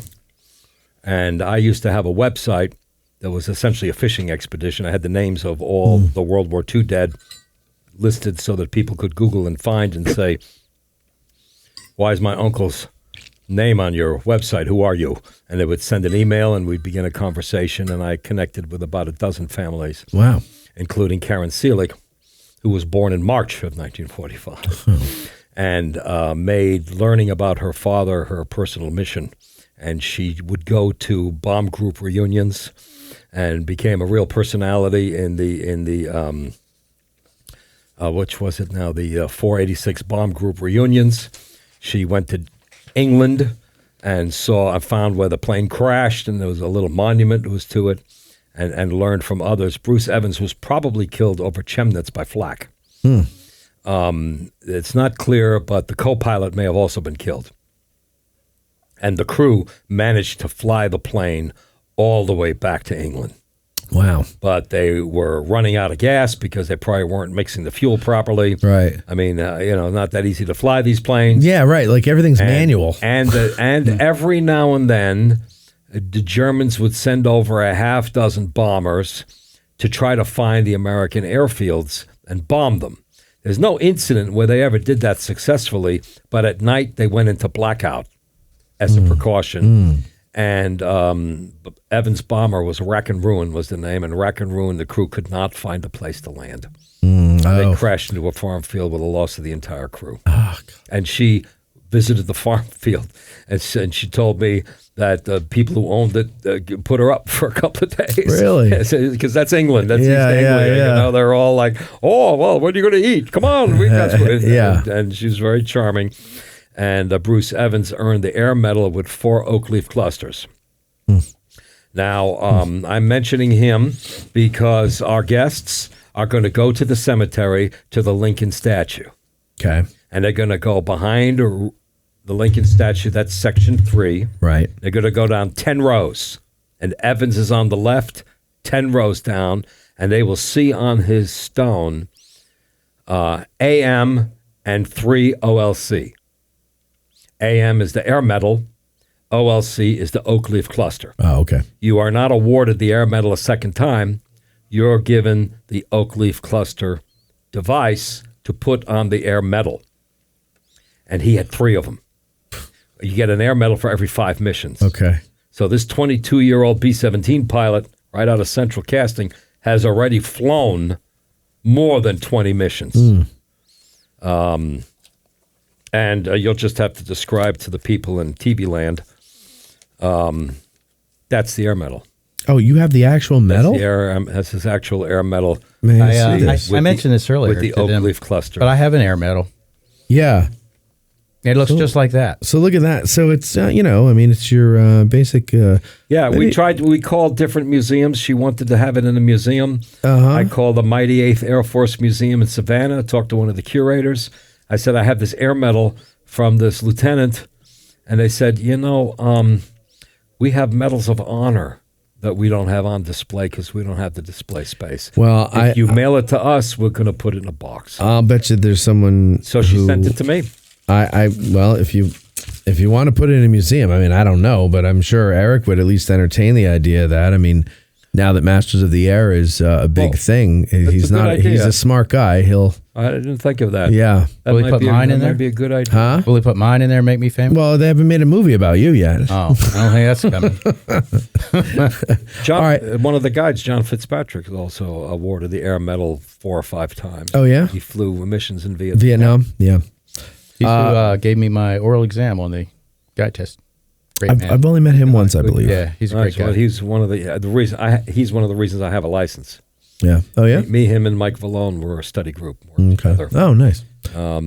But anyway, we digress. Let's Yes, go. so And let's just real finish quick here. with Evans. He's from Pottsville, Pennsylvania. Yep. Okay. I don't know where that's at, but I'm sure some of your listeners do. I just don't know because I'm not from East of here. Then we have Lieutenant John Ott. He died 25 March 1945. So we're getting towards the end. We did talk about him. We did. He's the one that landed in Sweden earlier in the war, repatriated back to England. He was flying Pleasant Surprise 2. Is killed in action with a mid-air collision during form-up. He was with the 392nd Bomb Group, 578th Bomb Squadron. So since we talked about him earlier. he's our Lieutenant Crosby from Masters of the Air, the Lieutenant Crosby character. Okay. Who, despite puking into his own helmet, ends up becoming the squadron navigator. Right. Okay. Right. Got it. 'Cause he's good at it. Yeah. Vomit aside. Yeah. Then we have Corporal Leon, I'm going to say his middle name because I like it, Leon Laverne Gray.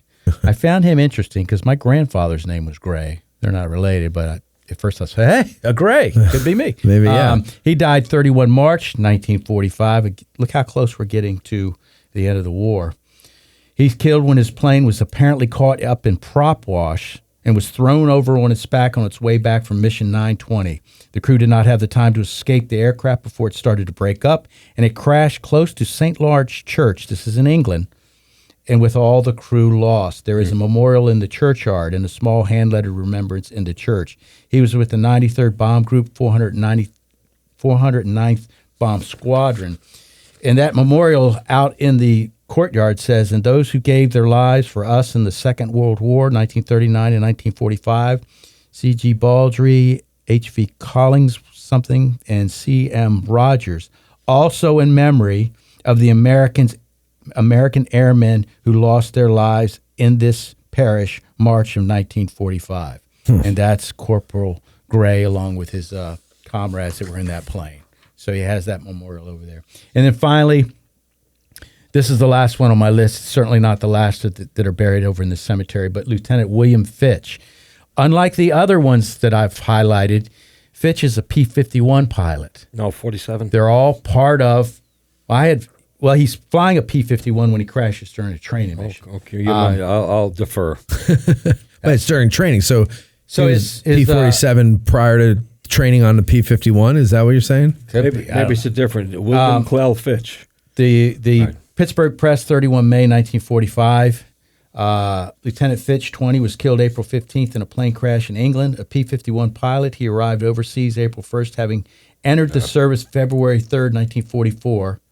On a training mission, 15 April 1945, a structural failure caused his aircraft to crash near Lodge Farm, Thaxted, Essex. Lieutenant Fitch was killed instantly. I'm going to take quarrel with that because I think I got this from the Army. The clippings, the obit writers frequently have a mistake. I have him as a Thunderbolt driver. It could be. Either way. The P-47. What's interesting about Fitch in the National Cemetery, he's the very last American killed in Europe who's buried in the National Really? Cemetery. So he's here. April 15. Hitler's already been dead for 7 days. Right. The war is 3 weeks from being over. I always thought like being the first or the last to die in a war has got to be the worst. Would that ever suck? Yeah. Yeah.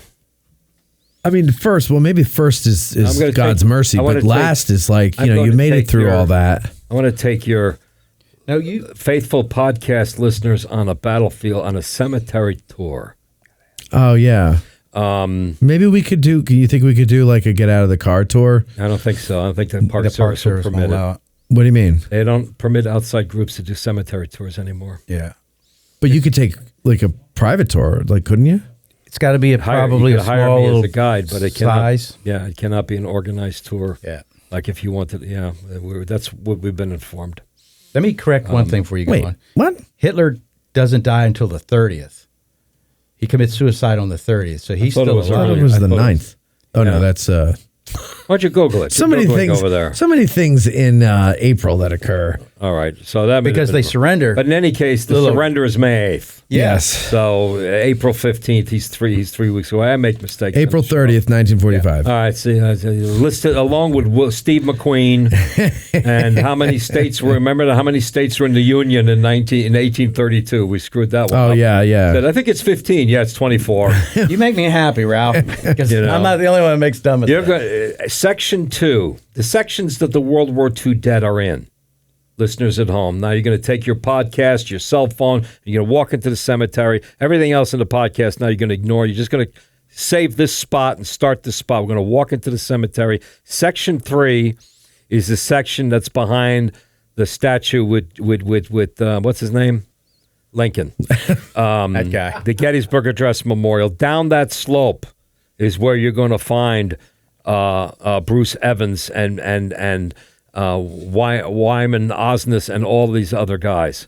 And then you keep walking, and there's one section to the left. Well, wait. Now that you're making them listen to this one spot here, you're telling the sections. Tell them all the guys they'll find in each section. No, that's too much. I'm getting my point.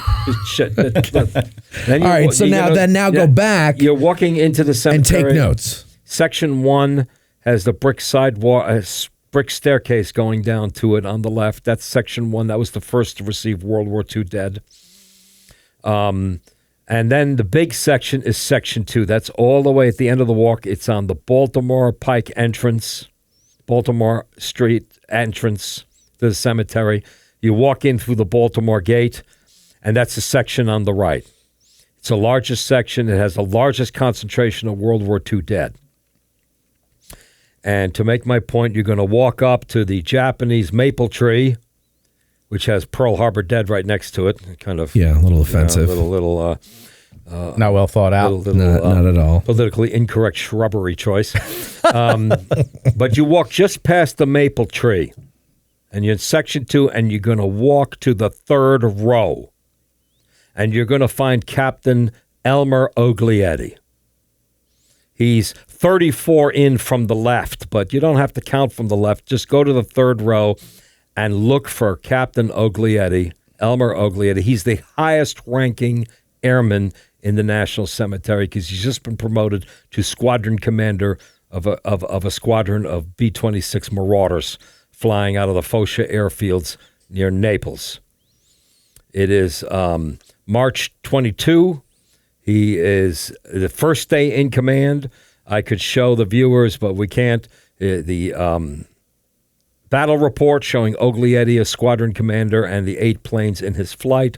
Oglietti, unfortunately, will crash at the end of the runway taking off, and his whole crew is lost. He lives for 2 days, and he dies. Our highest-ranking officer, 23-year-old from Armstrong County. The reason I mention him now, you're standing in front of Oglietti, and this will help reinforce the point that we've been trying to make through the show. If you step to the right of Oglietti, you will find Lieutenant Theodore Kukowski, 449th Bomb Group. And within 15 feet of you are all of these pilots, co-pilots, and navigators. For some strange reason, by coincidence, they're all clustered right behind Oglietti. In the same row as Oglietti, the third row, Lieutenant Joseph Szalnik, 450th Bomb Group, July 1944. Lieutenant Alexander Filipovich, B-17 pilot, 96 Bomb Group, killed in January. Same bomb group that was flying with Evans into Chemnitz. Roll back behind Filipovich, Lieutenant Charles Davis, 389th Bomb Group, B-24s. Behind him, Lieutenant Charles Pogue, Bombardier, 320th Bomb Group. Calvin Kanyak, 22 years old, B-24 pilot. Next to him, William Kastner, who we talked about, 379th Bomb Group. Lieutenant Robert Harden. These guys, if you're standing in Oglietti and you know how to find these, you can see them all from him. And you walk to the very back, you'll find Lieutenant Ott, who we talked about, pleasant surprise, unpleasant surprise, crashing in the clouds, taking off for a mission. So this is 11 airmen, 11 pilots, I'm going to show that to them in the video, all to the right of Oglietti, a high concentration of airmen. Tells the Masters of the Air story right there. Everybody can find these guys. And right in the middle of them is also Frederick Dorsch, the P-51 ace, the one who changes the world for so many of these bomb crews, but not these guys that are next to him, because they would have been, most of them, killed before the P-51 Mustang changed the game. So this gives you your little cemetery tour.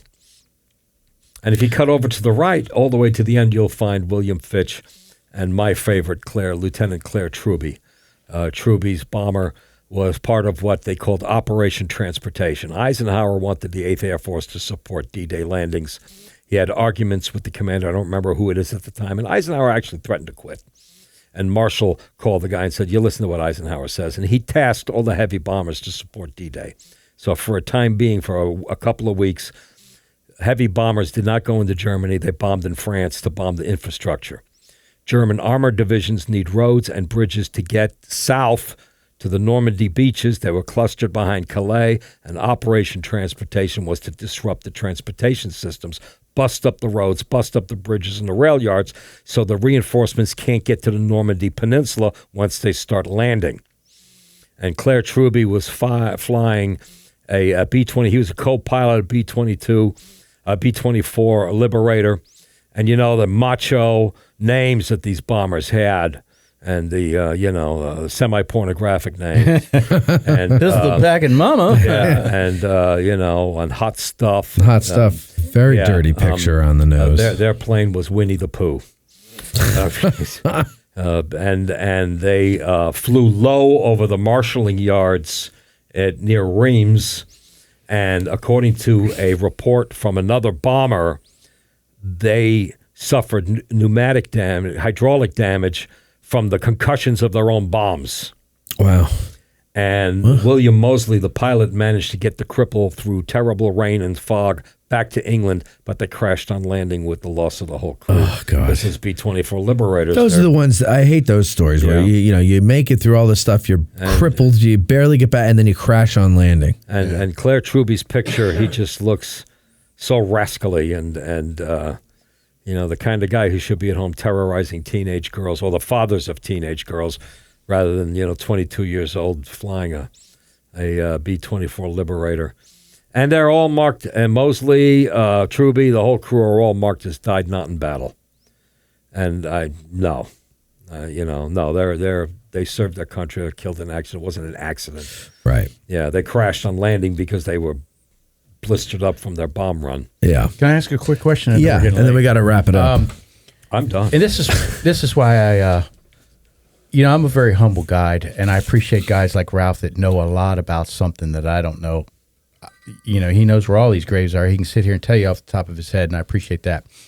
And that's why when I come up with this idea, there was one name came to mind, that's Ralph. So the question is for you, Steve Ralph. McQueen. Steve McQueen and Ralph. What came first, being a guide or the World War II graves? Being a guide. So what got you interested in being the subject matter? My father-in-law. Extra. So once you got here to Gettysburg as a guide, the next step was to develop this. I was always interested in the cemetery. It's a little weird. But Before you were a guide. I was always interested in the cemetery. I used to do go-on tours, photography tours at Arlington. There's a photography club meets down there. I was down there when Dickie Best was buried at ceremonies and got to see that. And so came to Gettysburg, was naturally interested in the National Cemetery, went on tours with Roy Frampton. I've been on one of those. And with Rick Holman. And the two of them always made it a point to go down into the World War II section and mention somebody. Rick Holman always mentioned Regis Bodecker, who died at Pearl Harbor. Yeah. And I forget who Roy would pick on other people. Different folks. Bodecker's right by one of the Japanese maples, isn't he? Yeah. And so I started researching some of the World War II dead. My father-in-law went in on Utah Beach, D+3, and I'm sort of collecting materials for his memoir and so forth. He passed away decades ago, 83rd Infantry Division, and lost his leg in Germany later with the 3rd Army Engineers. And so he was the family hero, and I was trying to document his story and put it in. I took real interest. And then I found Claire Truby and found that picture and that look on his face, which your computer-deprived viewers can't see. Yes. Patreon.com/addressing But they can Gettysburg. find it, if I can mention a competitor, on Gettysburg Daily. If they go to Gettysburg Daily, and there's a World War II tour, they can find Claire It's not a Truby's competitor. picture. Well, it's on Patreon. But that's an educational. No, but that's If I didn't give them money, I'd have more to give you. I'd give them oh well then. Guys, it's a great resource. But the look, just the character on his face. He's 22 years old, and this guy died in a bomber supporting the D-Day landings.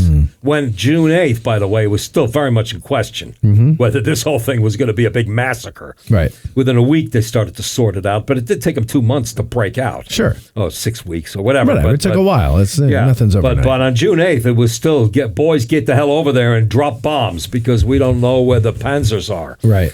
And, and that caused me to start researching them all. And what I did, just simply enough, is I went and took pictures of every single gravestone and put it into a database and send it to everybody who asks. Including me. That's what I did when I first broached the idea of doing this. And anybody asks me, the names are and I've now found some others. When I first did the photographs, Section 3, the stones looked so awful that many of them were unreadable. Yeah. They've since been cleaned up, and you think I would have returned, but I didn't. and then when I finally did go back, I found like another 6 or 7 guys, because what I do is I look for the date of death. Was it within the years of the Second World War? Which goes up until August. Right. And I got to find out where they might have been. Right. And the great historians at the National World War II Memorial, who have an online access directory of 405,000 KIA, that you can look up their names, and families will post pictures and everything. They gave me access to their website before it was finished. I told them what I was working on. They gave me a backdoor password, and I was able to start to look, because the National Archive gave them the 405,000 KIA records. It's 470 and 60, 407 and 60 dead. And the National Archive, Narrow, was shifting that to the World War II Memorial. And they didn't want to make it public till they had it all set up. Because, Uncle Fred died and you can't find him on your website, But I was able to look at our guys and actually have their serial numbers. And once you get their serial number, you reach the Department of the Army historian. And if you have a serial number, they can find you the battle reports. Yep. They can find you the military records. They can find you everything. Yeah. So that's how we, and I did the tours up until I was doing it for Eisenhower. I went to the superintendent there Dwight? and said, no, for Eisenhower National Historic okay. Site. I was going to say, said, you're not that old. This is an Eisenhower angle. Yeah. And so the superintendent out there at the time said, do a PowerPoint show for my people. And then they started incorporating me into their World War II weekend tours. Oh, nice.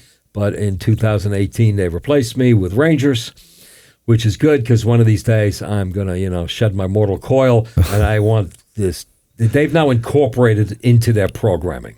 Yeah. I miss doing the tours.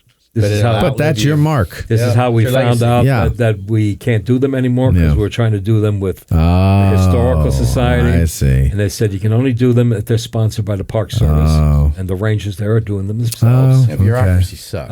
Yeah, it Oh, really I gets in don't. the way of a lot of Now, Doug said that, not me. Doug. You know, I don't care. they do Doug didn't say that. Lewis said the guys at Eisenhower. See that? Doug's not I even say here. what I want. Here, Yeah. they have a famous house. Granted, it's his most favorite house, and it's where he probably should have been buried. Frankly, Who? Eisenhower, because he spent his whole life. Yeah, trying to why get is he in Kansas? He tried to get the hell out of Abilene, Kansas. And now they put him back there. Let's bring him home. But he's the president, and he knew the politics of the home presidential. Yeah, and so he whatever. said, yeah, sure, you can bury me. And they don't bury him. He's in a sarcophagus. But you can put my bones in Abilene because it'll be great for the tourism. And I'll be dead anyway, so what? But, Gettysburg was his love. And I thought the house, you go visit Eisenhower's house, you look at the tchotchkes in the living room. Yeah. Expanding their story to the cemetery and telling the story Right. of, it's a great asset natural fit. for the National Sure, Historic of course. Site to amplify their No, that's good. visibility. And now they're doing it, and they'll do it long before you've left this earth, as you're saying, and that's hopefully great. a day will come where I'll be doing the tours again. As a ghost. Yeah, well, I want to do that. What I did when I did the tours, I have this whole collection of flags, Yeah. and I would mark the graves with flags Right, of the nations. The Battle of the Bulge, I got Belgian flags. The D-Day landings, I got French flags. This way, I could show the most to the people. But then the park finds you for vandalism. So that's what you got to be careful. They there, were folks. okay with that. Bureaucracy. All right, listen, Lewis, thank you very much for you, all Matt. of your research and for coming up with this idea. I'm sorry the computer died on us because now this is all completely worthless. And same with you, Ralph. Thank you very much for everything. And thank you all for listening. I'm telling you what, that computer thing pissed me off so much. I'm done. This is the last Addressing Gettysburg show. I thought we were just going to start over. Yeah, I'm done. I'm over it all. Thanks for listening. It's been a Thanks, great Ralph. ride, ladies and gentlemen. People are going to believe you. Tell them that's not true. Oh, I'm They don't believe it totally anymore. certain that's not true. Nobody I'm believes done. anything Like he if says. I can't with all the work that I'm doing, I can't do it without reliable equipment. And I'm just over. I don't even know how much I owe in taxes this year. I can't buy the computer until that's done, and then I got to earn it back. It's a fucking nightmare. It's a fucking. So, patrons, please all join so Matt doesn't quit. Exactly. Patreon.com/Addressing Gettysburg. Be a first lieutenant so that we can afford this quicker. Bye-bye. People are going to believe you. No, but I'm not. believe him. I'm pissed off. Remember, you This is did that the for second April time. Fools last year on Facebook. I know. And how many people like, what? I know. They all flipped I'll out. bet you this year they'd be like, well, it was a good run. They're, How many times we've all heard, I'm done? Our hearts so stout have got us famed, for soon 'tis known from whence we came. Wherever we go, they dread the name of Gary Owen in glory. Instead of spa, we'll drink down ale and hay.